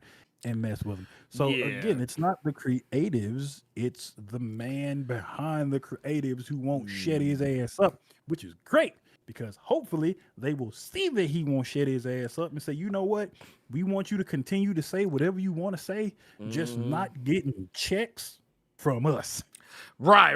Like promote. You know what was it Carmen Meacham used to say? GameStop days, promoted to customer. Yeah. The highest position in the company, customer. Yes, John, Like John Stewart hit the nail on the head. I want him to make that rope longer. Absolutely. Absolutely. Yeah, it needs to stop. And honestly, at this point, just in case it's not clear enough, we hear, as far as Tom Revore goes, we hear the Blerd Cave. It's like this all day, every day, all day, every fucking day. Bruh, handle his ass like this was Casino and he was Joe Pesci. Take him, Jordan White, and whoever feel like him to that cornfield and introduce him to that bat real quick. Oh, You yeah. have to.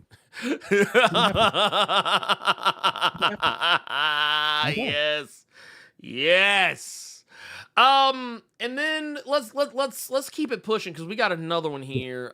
This is one that I didn't catch earlier. We're gonna switch gears over to this side of things. We got one here. Xtriv out here with 59 months in the Blerd Club Silver Mine. I guess it would help if I didn't have that in the way. But yes. He says 59 months in the Blerd Club Silver Mine. Said, I got my money on Wonder Woman taking it all. You know what? Only reason I don't think she's gonna take it all is because we know she about to get clapped. We know that she about to get blaming Tom King is what you're doing. You're blaming Tom King. Look, Tom King basically came out that motherfucker and said, I'm afraid I've got some bad news. that's what Tom King got to say about it. He said, nah, I don't know about all that, pimp. But no, I mean, I would like to see Wonder Woman go all the way. I think I even said it when we did this before. When we were doing our mock bracket. I think I remember saying I wanted to see Wonder Woman go all the way to the finals. As a matter of fact, I said, we got I mean, granted, I had Scott Free as the winner. Because Scott Free, if Big Barda and Wonder Woman go to the finals, then Scott Free is the one who really wins. He's the one who really wins. We all win, actually. But yeah, still, just the same. We got one here with, this is from, let's see, where to go. Oh, wow. This is actually, yeah, here it is. Okay. Yeah, it says, this is from Ben Lowley, says, when Marvel and other publishers start using AI for making comics, do you think they're going to do so under fake pen names or remove creator credits? You know what I think, and I'm going to keep it a buck with y'all. I think Marvel's going to be slick about it. I think Marvel is going to try and do it on the slick. I don't even think they're going to say anything. I think they're just going to... Oh, my God. And you know what? There have been some instances recently where I felt like they did do that shit and just not say anything. Like, where either because remember DC caught heat? DC caught heat, what was it, last year? I think it was last year for those covers that everyone was looking at and they said, man, this looks like AI. And then they ended up pulling them. And if I'm not mistaken, they did put those covers out and attribute names to them. I don't remember. I'm gonna have to look this up. But I promise you, I feel like. Oh, let's see. DC Comics AI generated covers. Let me see if I can. Yeah, here it is right here. Bam. Yeah, it was this. It was this right here. Bam. Get out of my way. Anyway, but yeah, accusations over DC Comics artists using artificial intelligence mount. Yeah, this was from, March of last year. So, yeah, I don't remember if anything ever actually came of this. But yeah, it says right here, writer and designer James Leach accused Andrea Sorrentino of using AI in recent images of Batman. At the same time, Andrea Sorrentino posted on Instagram a video showing a little art process in one of the contested panels. So, it's like I said, I don't remember exactly where it all kind of like comes into play. But yeah, it just, I don't know. It's, let's see. Oh, that got taken down. Ooh, that got taken down. So yeah, that don't look good. That don't look good. If that was Andrea's response here, let's see here. Let's see. Let's actually hold just in case it sends me somewhere else. Hold, let me see. Oh, yep. Yeah, Carter knows what I'm talking about. Yep, this is it. Yeah, sorry, this page is so yeah, Andrea took that shit down. Andrea took that shit down. So apparently, yeah. Okay, so yeah, here it is.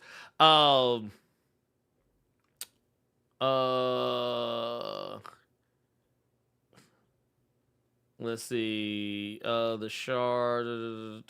Yeah, I don't know. Ooh, yeah, see, and this right here, people talking about... Okay, I see what this is right here. People made AI prompts, and they all came out looking like this. So it was basically this. It was like the same thing. So, I mean, here it is right here. One of two things could have happened here. It could have just as easily have been... This is... Like, okay, I'm going to play devil's advocate here just only for the briefest of seconds. This could just as easily have been done by hand, or it could have been done digitally, in like Clip Studio or Photoshop or Procreate or some shit.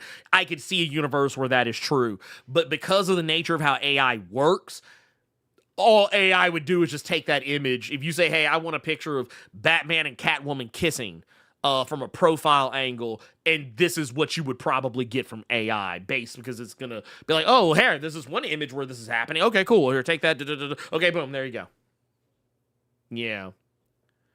Which, like, just to look at these, just to kind of zoom some of these in, I mean, AI has a very telltale look to it.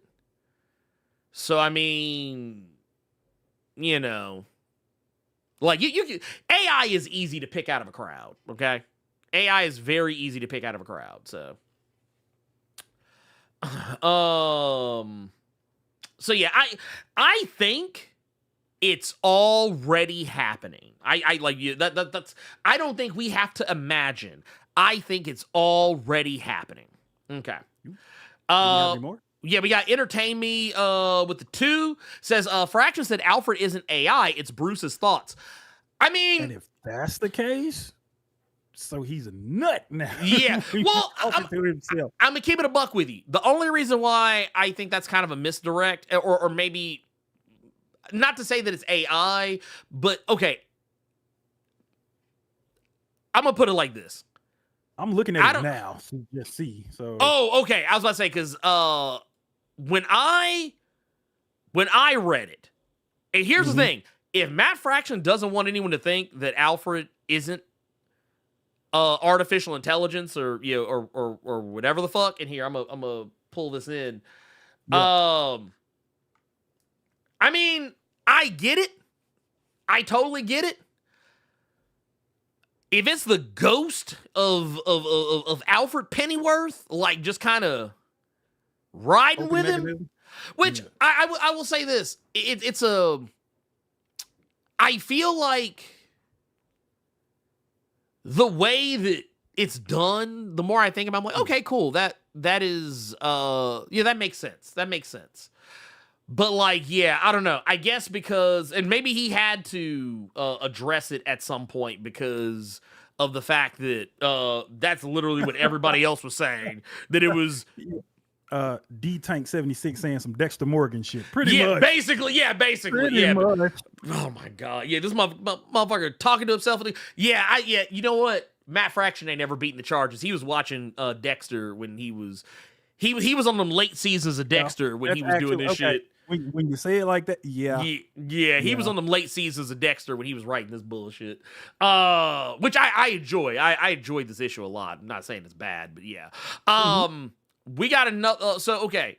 now I've kind of copped to where I have some of the ones like actually like saved. So we got one right here. Gokon sure his baby's father with the 5 says, I bet they make Plastic Man win by him shocking everyone when he goes Gear 5. That is a One Piece. Yes, I almost streamed this week. Oh, Because I don't know if I told you, Ernie. It was an IRL stream almost, but they just opened up a One Piece cafe. Oh across the yeah. street from my office, and I did go in there and get a drink. I didn't get food because the prices on some of that food. It's one of them ones where like you don't really go for the food; you go to experience One Piece. Mm-hmm.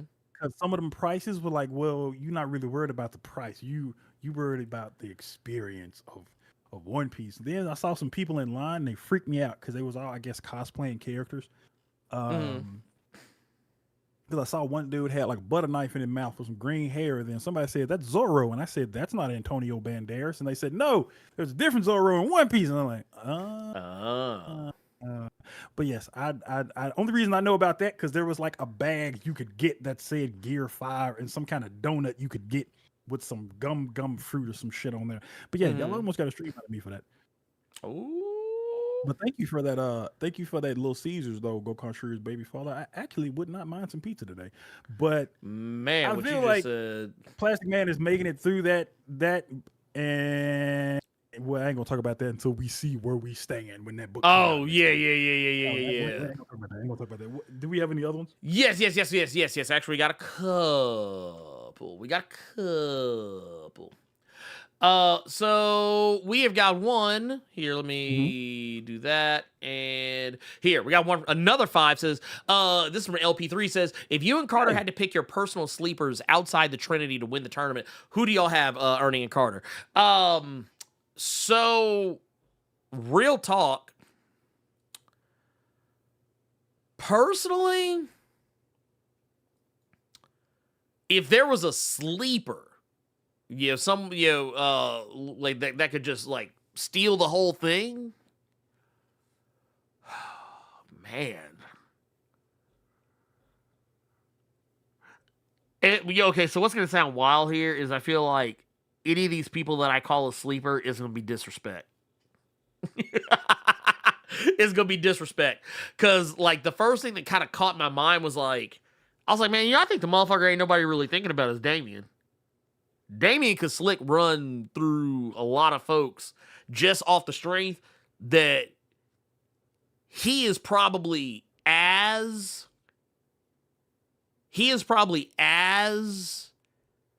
plot armored in some instances, depending on who he's up against, as Bruce is sometimes. So I don't know. But I don't know. What do you think, Carter? I'm looking now. I'm looking at the brackets that we did now. For a sleeper. Mm-hmm. Here, there. Honestly, I would say Guy, to be honest, or a Swamp Thing. Yeah. Would be the sleeper. I don't really see anything happening. Guy would be that. Actually, you know what? Yeah, Guy. I definitely see as that. LB3 did make a very good point, though. Said with Superman and Wonder Woman tournament, everyone is a sleeper. Not wrong. That's fair. Not wrong. At all. By any metric, you are not wrong. We got 1999 here from the director of S.H.I.E.L.D. himself. Yes, sir. Fearless Mo, former Megalobox champion, says, on the terms of AI, nothing is true, all is permitted. And Batman has his own light passenger in Alfred. Get those lights, please, and thanks. Let me get this out my system real quick. Have you watched any of Dexter Resurrection? Yes. Not like whole episodes. I usually just walk in room. Cynthia's watching it, and I just like I'll tell you what. The last thing I saw was episode 9. Okay, cool. So I yeah. can say this then. Okay. The reasoning for Dexter this season to go after the first killer, which led to the dominoes and shit, going after him because he called himself the Dark Passenger, because you was tight that he called himself the Dark Passenger, because you called your internal shit the Dark Passenger, is fucking stupid. That is stupid, ladies and gentlemen. That's dumb as hell as some reasoning when you know you're supposed to be good and gone somewhere or trying to get some kind of relationship with your son. The whole reason all this started because you was tight that this motherfucker had to call him. That's like this fool going on a worldwide killing spree because there was another Blerd Without Fear going out here running around somewhere. Yeah, I will say, Yeah. well, yes, when I first started doing my thing, I mean, outside of Andre, no one was really like signifying themselves in their content, at least as far as I was concerned, as black nerds or blurs. It was really just, there was Andre, black nerd comedy, or whatever, black nerd rants or whatever. I wasn't really seeing that a lot with a lot of other people.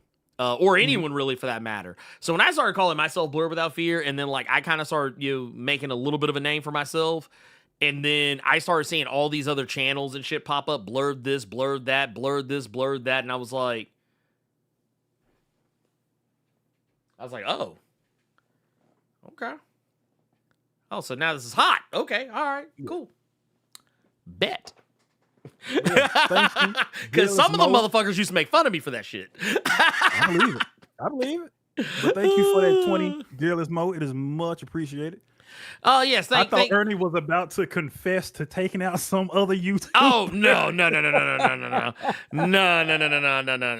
I wouldn't do that. But I will confess my appreciation for that 1999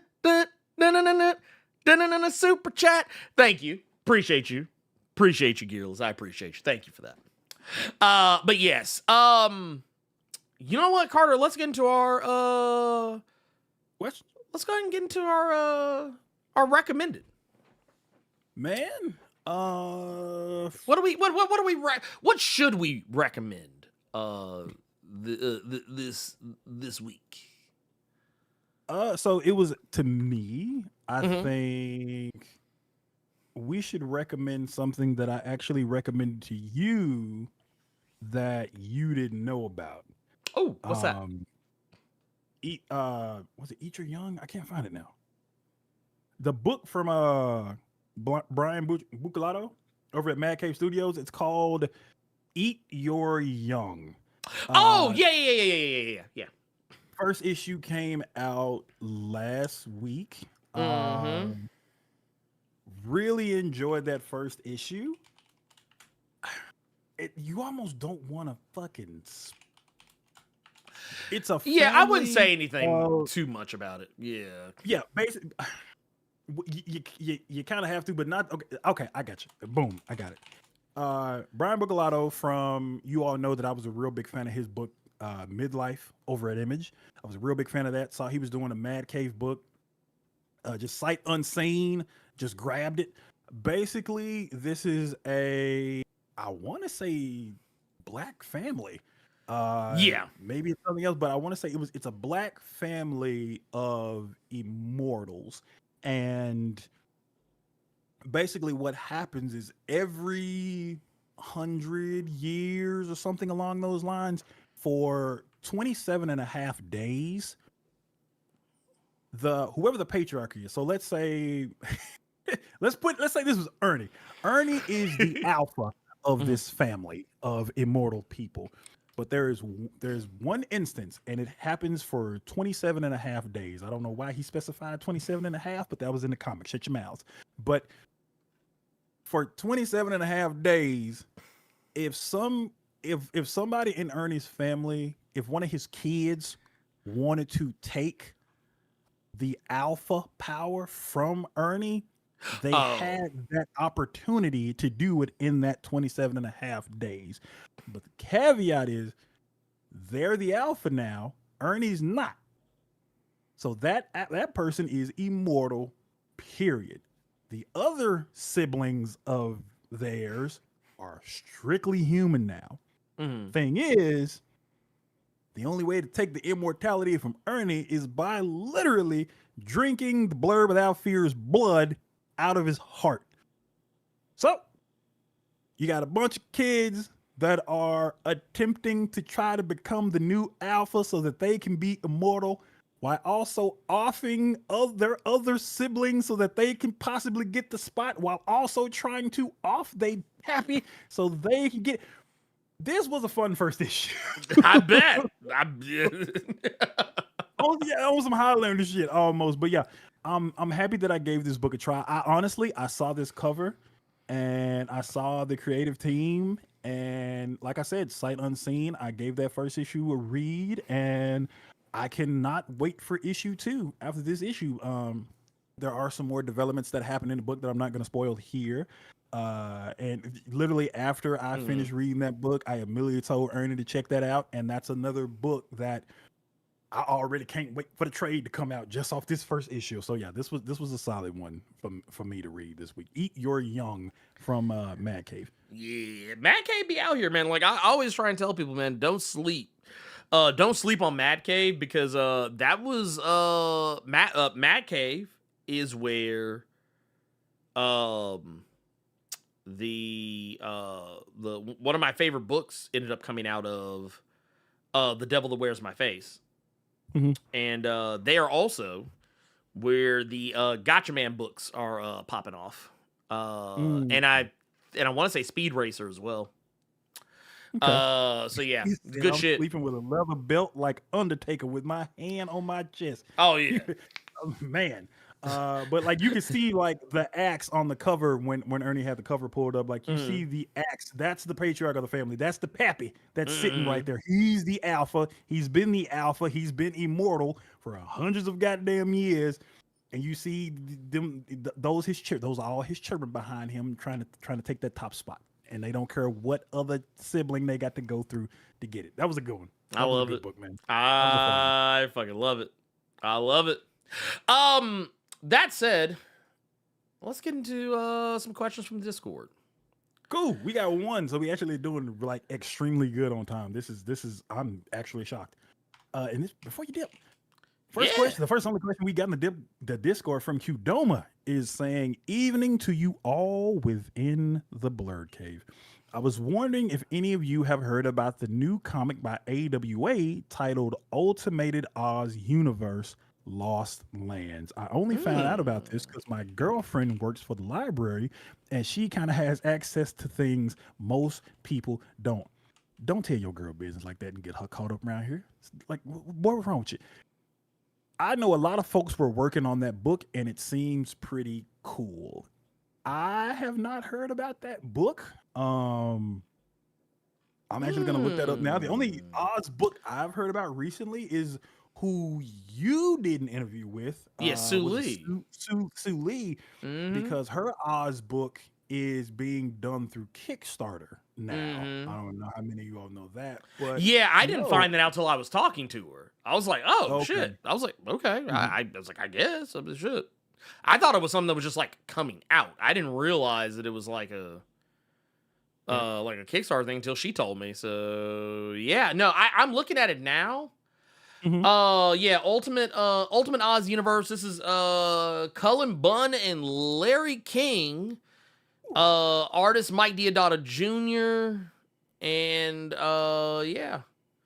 Says here, let's see, explore the untold depths of Oz, an immersive fantasy universe where beloved characters return, new heroes rise, and magic is more powerful than ever. With a heartfelt forward from Elton John, this graphic novel marks a dazzling new step for the Oz universe. So yeah, that's kind of wild. They actually have a little excerpt from that forward from Elton John saying, "Every moment with a book is precious, and I was dazzled by the first installment in the Ultimate Oz universe, celebrating the legacy of Baum's genius and heritage of color, unique characters, and the triumph of goodness, which makes sense. Like, I'm not gonna hold you, for the splittest of split seconds, I was actually sitting here thinking, I was like, wait a minute. I was like, why Elton John? And then I remembered the song. I was like, I remembered the song. I was like, oh yeah. Goodbye Yellow Brick Road. Duh. I was like, it took me a minute. Like, I was like, oh, okay, yeah. I was like, it makes sense now. We're good. Crisis averted, everybody. Crisis averted. We got 20 here from Brother Man on the 5th floor saying, in Batman #1, who is the Robin at the end? The voice in my head, it sounded more like Tim than Damian, but it could be my wishful thinking. I don't know, but there were several people in the chat that are agreeing with you that say it is Tim Drake and it's not actually Damian. Yeah, because I think maybe they're just keeping Damian in the Batman and Robin book proper. I guess Batman is going to be they trying to bring Tim back to the forefront. Maybe, I don't know. I guess we'll see with the second issue since he's getting caught by them people. I guess we will all find out. They looking for his ass. Yeah, I guess we'll find out in issue 2. But thank you for that 20, Brother Man.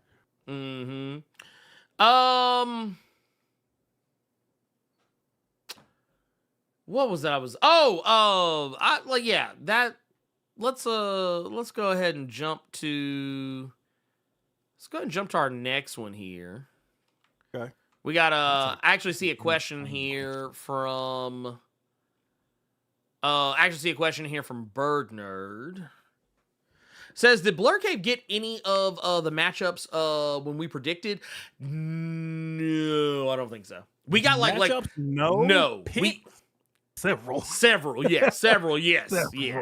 Like the people we said would be involved, we got a lot more right than we got wrong. But yeah, as far as who was fighting who, I think the only one I take that back. The only one we did actually call was Plastic Man and Lobo, I think. Okay. That was one we did call was Plastic Man and Lobo. And technically, I might be misremembering this. We almost got Lex Luthor. We almost called Lex Luthor because I think originally we had Lex Luthor going against Supergirl at the start.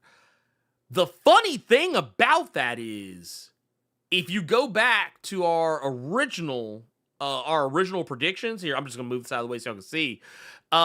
Look right here on the bottom.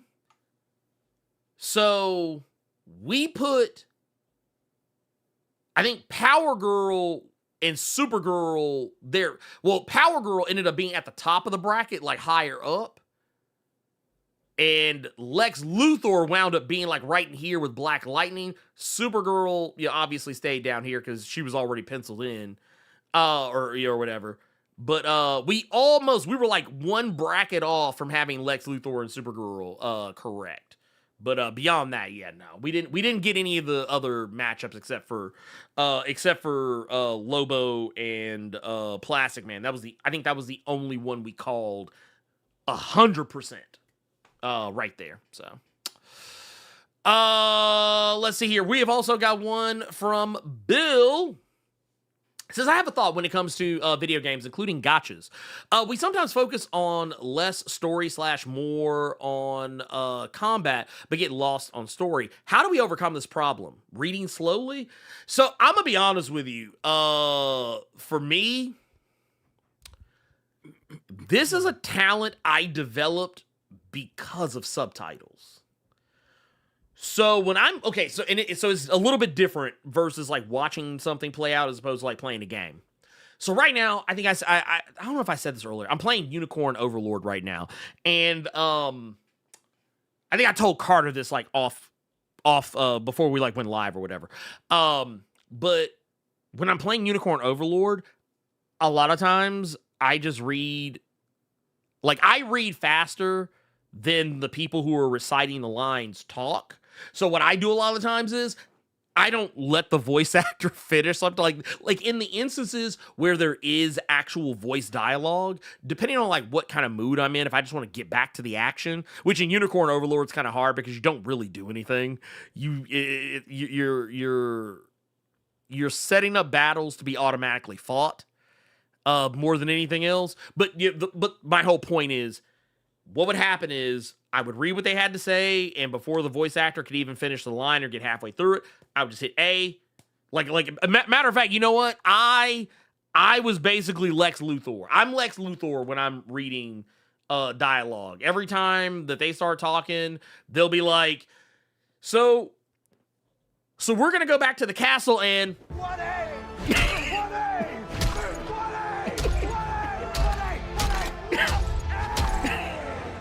that's me every single time. That's me every time. Because dude, what was it? Diablo. I remember when I was playing like Diablo 3 and Diablo 4. Same thing. And the thing is, I still remember the story, but like, I don't need. It's really weird. I think there's really good instances where voice acting is great, and there's some games where I'm like, honestly, I don't even need this. And if I've already played something before, I'm really not gonna listen. I'm just like, nope, give me back to the game.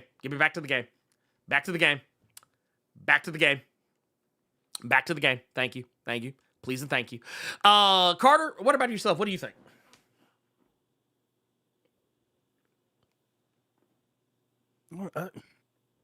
Oh no, this is gonna sound rude, but I feel like the reason it's less story and more combat is because they don't think people can really pay that much attention to the in-depth story because you'll get bored at reading. I know that sounds messed up, and I don't mean for that to sound like that. Well, but yeah. I'm reading it from a gotcha standpoint because now my mind is thinking about phones, and if you're playing a game, you're not really more focused on reading something as opposed to doing something with your fingers. You know what I'm saying? Tapping, swiping, whatever the fuck.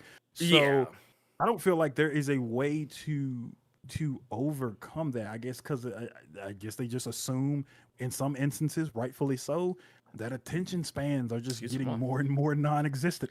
Well, it is. It's attention spans and also reading comprehension, because I have noticed that while on average it is stated that your average American has a 5th grade reading level at best, which is not high at all. Like case in point, my child, who is in the next couple of days about to be 10, already has like a 6th or 7th grade reading level. You saying that just reminded me of like a office meeting where people were having to read out loud, and I'm just sitting there like, like, and y'all like in y'all late 30s, early 40s, mid 40s. You don't know how to pronounce that word. So hearing 5th grade is wild. Well, it goes lower. I think Osiris just said it too. Like, reading comprehension scores have gone down consecutively year over year because people read less and less and less and less and less. And I mean just reading anything. They don't read. Yeah. They don't read books. They don't read comics. They don't read like novels and stuff like that. Yeah. Right. They don't read nothing. They don't read newspaper. They don't read articles online. Nothing. And that is why, like, I don't know, maybe you've encountered, I'm assuming you probably have encountered this at least once or twice, but have you ever like if you're online, like interacting on like social media or some shit, and then like you'll post something and then someone will come back and say something really wild and out of pocket to you because they didn't understand what you were talking about? Yeah. Like I've actually had moments where I had posted stuff on social media and someone would like get really mean with me, thinking that I said something I didn't say. And I can't tell you how many times I've had to say, go back and reread, go back and read again what I said. And then if one or two things will happen. Either that person I'll never hear from that person again. Yeah, they won't say shit else. Nope. No apologies or nothing. No. Or in the rarest of instances, I actually have had people respond to be like, oh. And even in some of those cases, they don't apologize. They double down.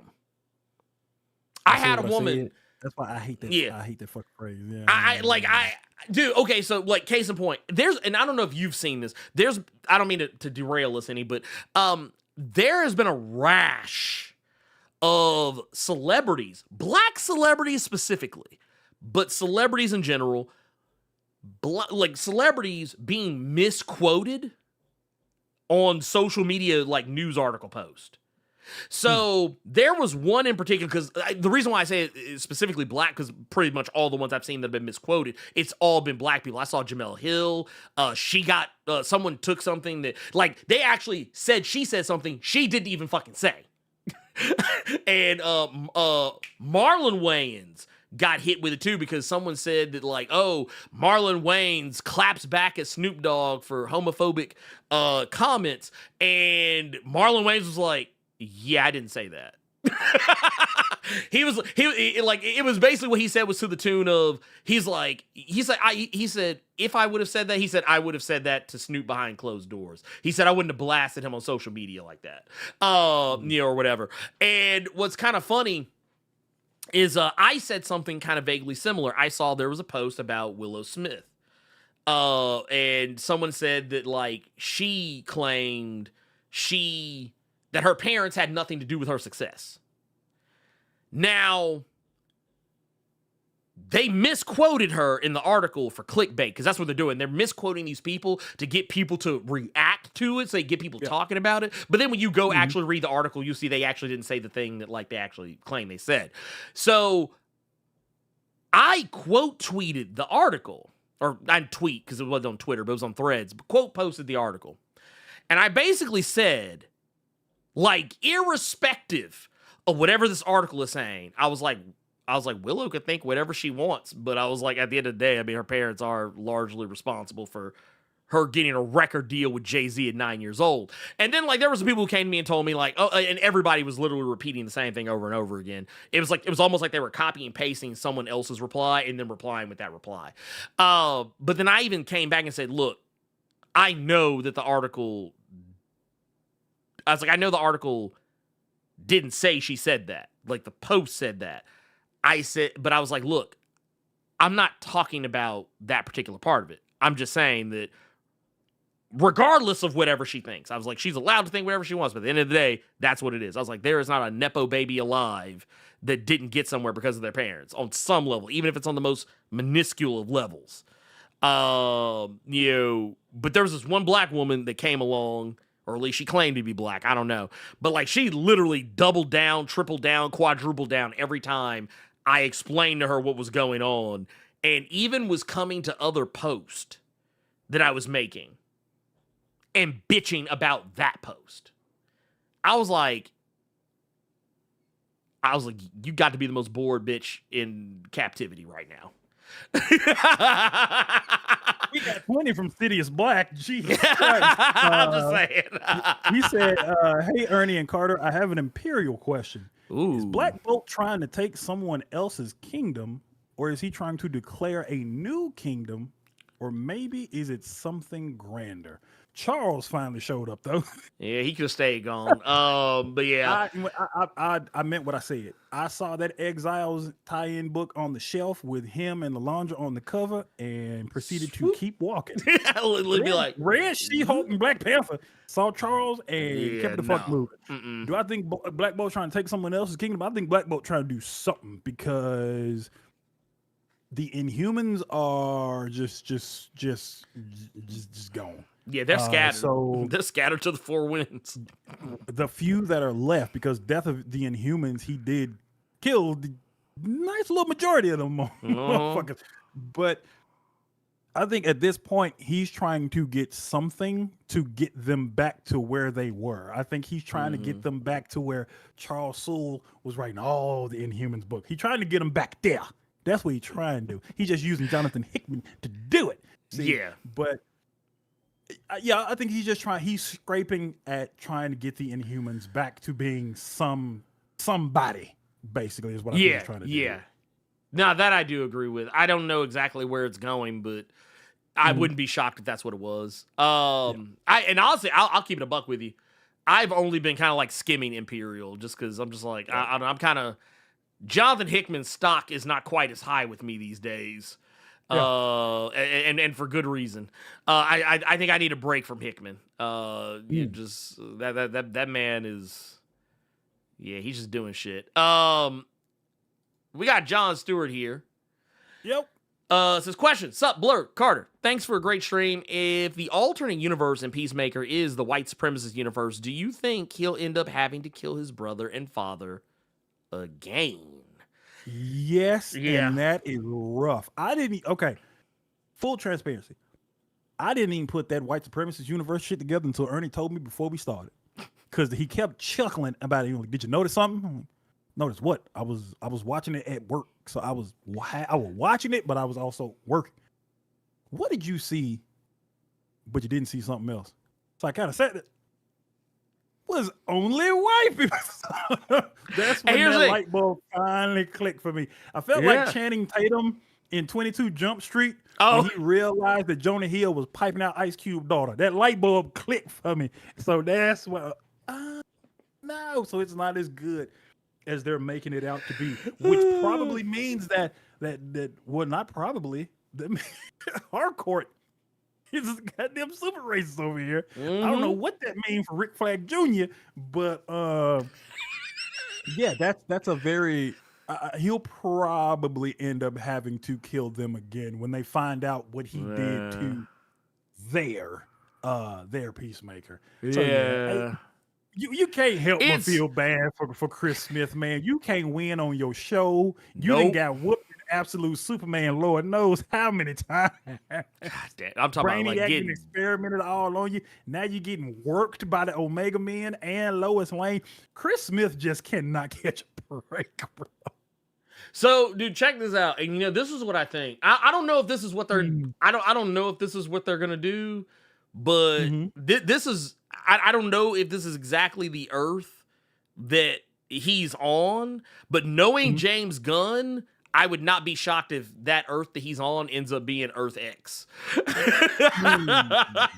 Or something very close to it. Because this was the Earth where basically the Nazis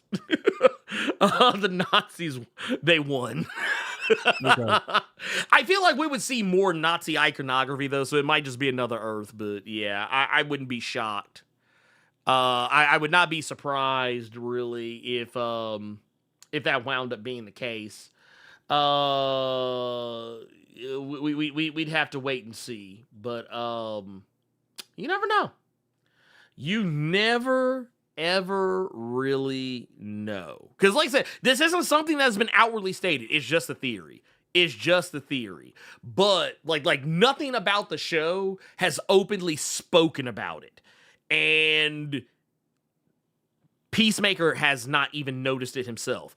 But I do feel like when he finds out, if it does turn out to be the case, and I want people to know, I actually did my due diligence. I went back and watched episode 3 or 4 times now. And when I went back to the episode, I didn't see not one Negro. In every scene. And I'm not just talking about the scenes like the main scenes. I looked in the background. There was a scene where they were driving down the street. Not one Negro, not one Mexican, not one Asian person, not a nothing. So, yeah, I don't know. We'll see. But we'll see. Oh, yeah, we got a couple. We still got a couple. I want to actually go back and watch that episode myself now, especially when they're in the Argus office, because I want to see if I can spot something. But I'm shocked I didn't put that together until you said it. Yeah. But again, you said we got a question from Jerome here. He said, if you and Carter were given the chance to spearhead one of the studios outside of the big 3, who would you choose? Why and what direction would you lead the company outside of the big 3? Honestly, if I could spearhead,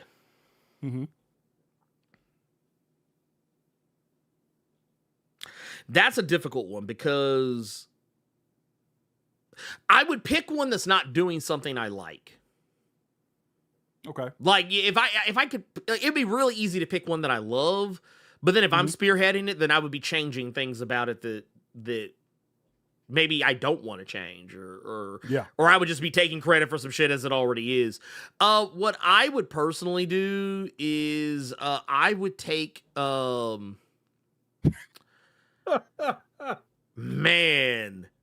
Ooh. Black Sands? Man. I tell you what, no. I got you. I just saw that in the chat. Yeah, like, Black Sands. No. Black Sands? No, see, if I took over Black Sands, I would just shutter it. I would just shutter it. I would take it over and be like, all right, cool, canceled. But no, actually, Thanos was right, kind of hit the nail for me. I would take over Milestone, because I'm not gonna hold you. I love Milestone. I love the people at Milestone, but Milestone ain't doing what I want it to do. Milestone's not where I needed to be. The big three, with it being DC? I mean, technically, it's its own. I mean, it's a part of. It's technically published by DC, sort of. Like, and that's also the other thing. I would, and that's kind of where I'm at with it. What do you mean? I feel like Milestone is just kind of there. Like it's not they're just bless his heart. He said kinda. No, they just there.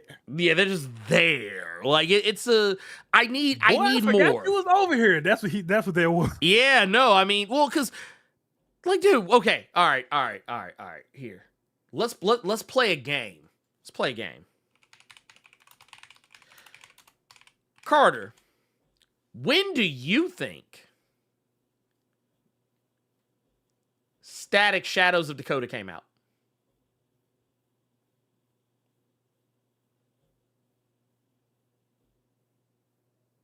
$3 years ago? Almost. So 2023. Okay, cool. So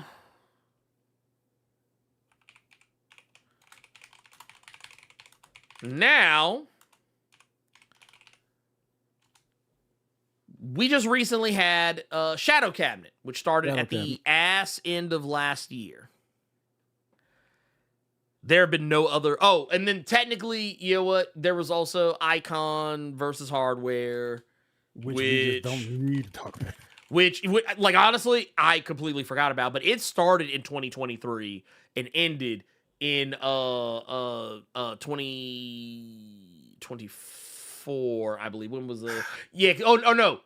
Wait. Yeah, because it kept getting delayed. That was why. It wound up.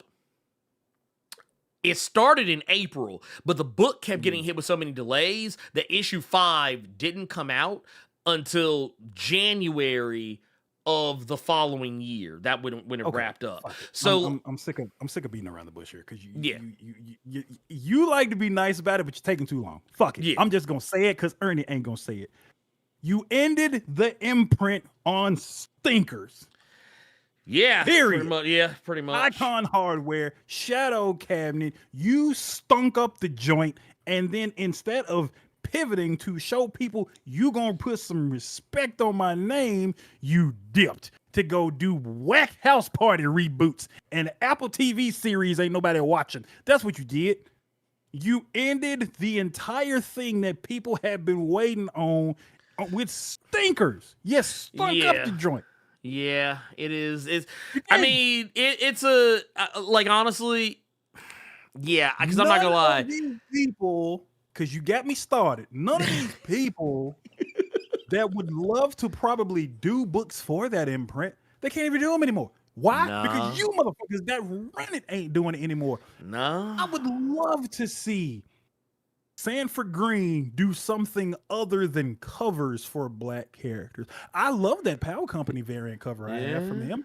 I love Beirut. I love all of these things that are happening, but I'm saying, why is it just we have to get these covers from them, or the occasional image book from them, or Mad Cave, or something to that effect? I would love to see these fantastic black creators that we have right now doing books for Milestone, instead of just having to be able to do fucking covers or fucking up Black Panther over here with Joe Quesada. I would love to see these great black creators be able to do something with Milestone, but you can't, because no one at Milestone wants to do anything with Milestone, because when you did, it sucked. Sorry, this is not the Blerd Without Fear saying it. This is all Carter. This is 100% Cotton. I mean, right now. It's all me. You sucked. I mean, look, I want you better better. off giving it to goddamn YouTubers, because clearly the motherfuckers in Hollywood that's been doing it for years with black movies and comedians and whoop. Apparently, you motherfuckers ain't well equipped to do anything with it. You might as well give it to 2 goddamn YouTubers. I would, like, honestly, this is what I would do. I would take Milestone, and here's what would happen. These are very simple things. Very simple things. This isn't even earth-shattering. There would be a static ongoing book. There would be an Icon ongoing book. Actually, there would be an Icon and Rocket ongoing book. There would be a Hardware ongoing book. And you know what? Fuck it. We'd have both a Blood Syndicate and a Shadow Cabinet ongoing book. Now that I've said all that, getting back to brass tacks, I'm going to tell you what there wouldn't be. We wouldn't be doing these little 5-issue this, 4-issue that. We wouldn't be doing Icon versus Hardware. If anything, I would be doing Icon and Hardware. Matter of fact, that would be another book I would do. Instead of doing any versus, making 2 black characters who, under normal circumstances, got along just fine in the original continuity. Yeah, I would not be doing that. I would have these 2 characters working together in a world's finest capacity. Oh, stop. Even if you had to have them fight, even if you wanted to keep the Icon versus Hardware, which didn't make a lick of goddamn sense, even if you wanted to keep that, at least have the writing and art there that could have been able to tell a story to where if somebody did not agree with this versus, they could at least say, even though I didn't want it, that was still a good book. You can't say that about Icon versus Hardware. You can barely say that about Hardware. Nope. You sure as shit can't say it about Shadow Cabinet. You can't say it about Duo because nobody read it. So like, come on, man. Come on, bro. And I'm not talking about Reginald. I'm not talking about Reggie Hudlin, Osiris. This is not just a Reggie Hudlin. This is Milestone.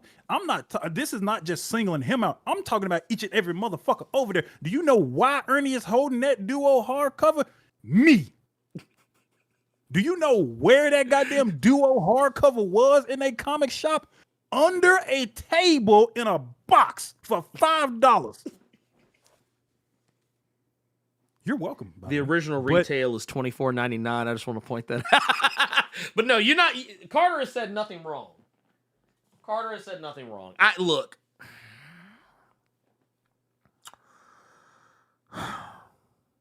This is what I would do. Period. I'm sorry. Yeah, you can keep it now, but you got Giddy to do something at first, and then your heart just was not in it anymore. Period. Well, they didn't even follow up because it was like, okay, well, we started out with the whole seasons thing, and all right, we got through Icon Rocket season 1, we got through Hardware season 1, got through Static season 1, and then after that, it was just like, okay, cool, and it was like we got Static Shadows of Dakota, which was lit, but then like after that, it was just like, okay, all right, well, we ain't doing shit, I guess. And the thing is, there was no communication. And I'm sorry, but honestly, if it were up to me, this is what I would do. I would just say, okay, fine. Let's pick up where we left off. You know what I would do? I would pull a Halloween. I'd be like, all right, Icon versus Hardware did not happen. Not canon. That's something else. We're not in that universe anymore. We've moved on. And then from there, I would just continue on as if nothing ever happened. And like I said, I would also be making sure that we have the best people, Like in the business, like I would go out of my way to try to attract the biggest, blackest names in the industry to want. Like I would have people like not just to write characters that are already established, but to create new characters, to create an even bigger universe, and to try and tell some like amazing stories that would have people fucking talking.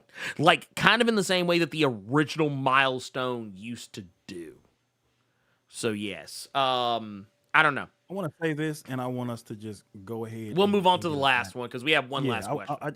I want to say this, and then let's get that last one out the way and get the fuck up out of here. Yeah. Ernie, I want you to think about this for a second. Think about Go this. ahead.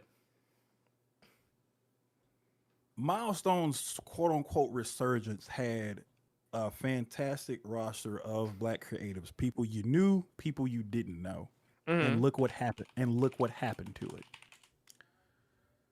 Kyle Higgins was doing Radiant Black and a massive verse by himself, and then had other people to come in, and it's still trucking. And that's an Image. Yep. Milestone got a bunch of black creators with DC on their back and did what the fuck exactly? Not a goddamn thing, apparently. Kyle Higgins got to depend on him. Topic probably ain't worried about that boy. He making more Spawn toys. True. Like I said, no Like, come on, dog. lies. No lies have been detected. At all. Kyle Higgins did that shit solo dolo, had other people come in doing spinoff books and all kind of shit, and he chilling. He doing good right now. What Milestone doing? With a bunch of us.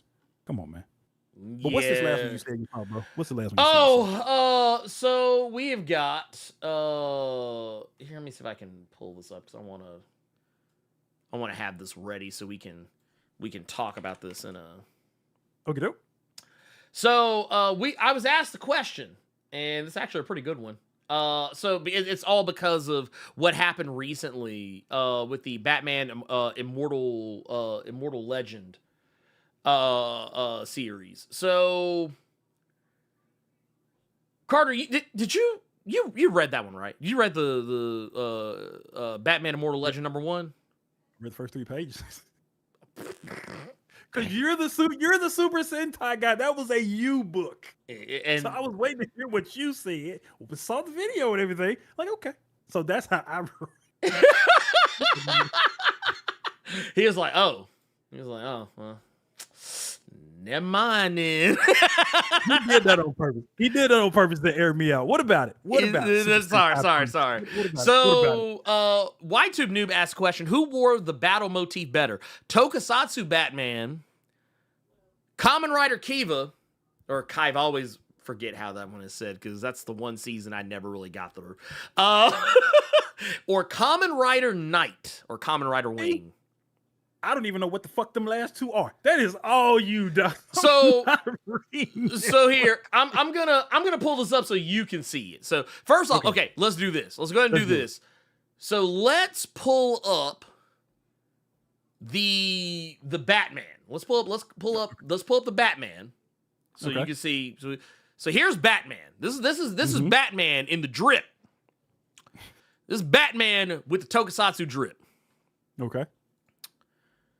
Here is Kamen Rider Kiva, whatever his name, the vampire Kamen Rider. Michael Jackson. Right? Yeah. Yeah. Like he doing that. Like he about to get ready to do it. Okay. Like he about to do the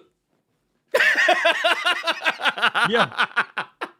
But yeah, no, so there you go. There's that one. Okay. Like I said, I don't have a whole heap of a lot of love for this one because I didn't get jiggy with this season as well as some other people did. But I can tell you what I did get jiggy with, and that's this motherfucker right here. I got jiggy with this motherfucker from this is from Kamen Rider Ryuki. Eyelashes he got on his back.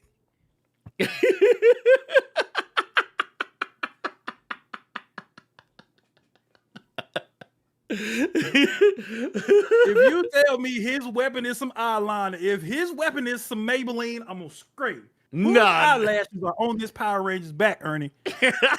He's a common writer. Thank you very much. He's a common writer. Thank you very much. But yeah, I gotta give it to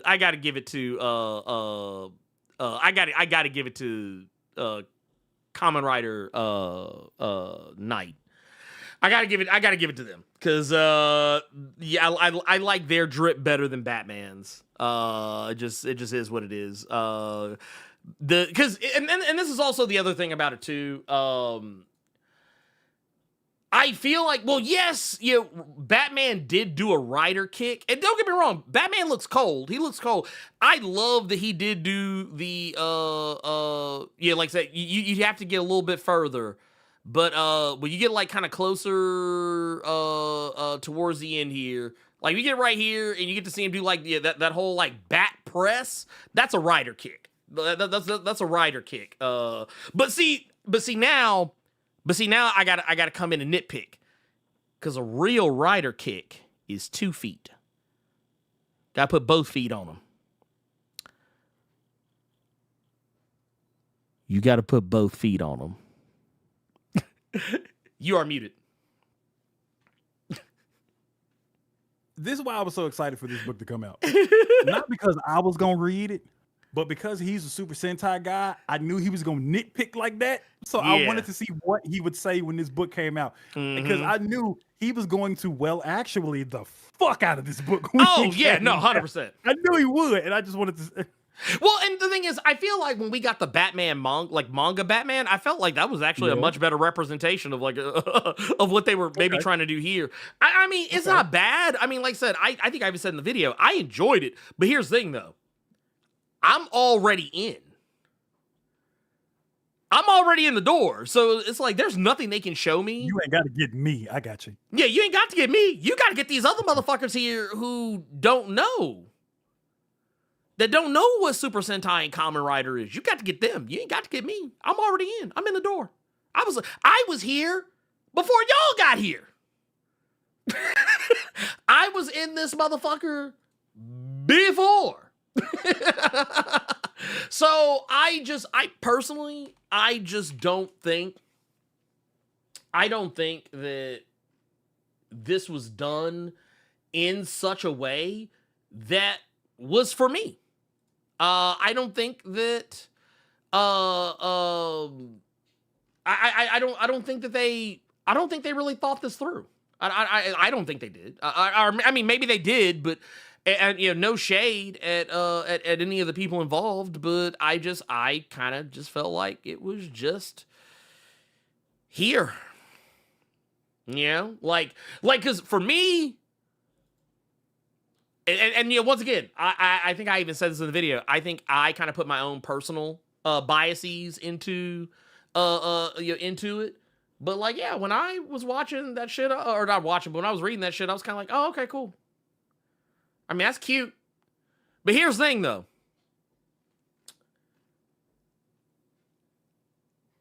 Why would I focus all my energy into something that's trying to be like the thing that I normally engage with when I could just watch the thing that I normally engage with? So there you go. But anyway, that said, that is the show, y'all. That is the show. I don't think we have anything else. Carter, do you have anything you want to announce before we get out of here? You are muted.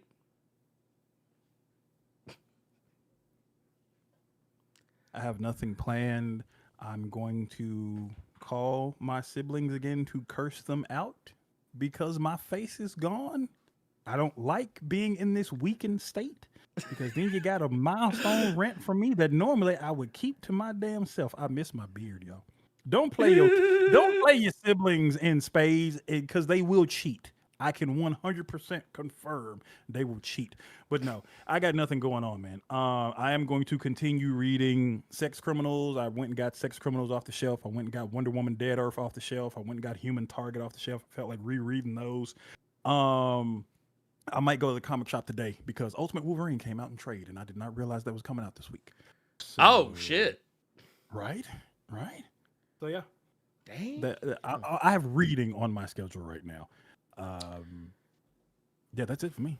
Yeah, I ain't got. Well, y'all won't see me next week. You will see Carter, but you will not see me. And I will, as far as like, actually, yes, as far as like Blur Caves go, y'all won't see me for a couple of weeks. Actually, probably about 3 weeks, give or take. But yeah, there'll still be like videos and stuff popping off. Just just make sure tune in, lock in while I'm gone. Yeah. And all that aside, thank you all so much, and for all the people in the chat, everyone being awesome and amazing, and just being super cool and chatting, lurking, super chatting, everything that you're doing, supporting the channel in all the amazing ways that you do. Thank you all so much for that. And for Carter Presents, I am the Blerd Without Fear, and just a friendly reminder to X-Men editor Tom Brevoort. We coming for you.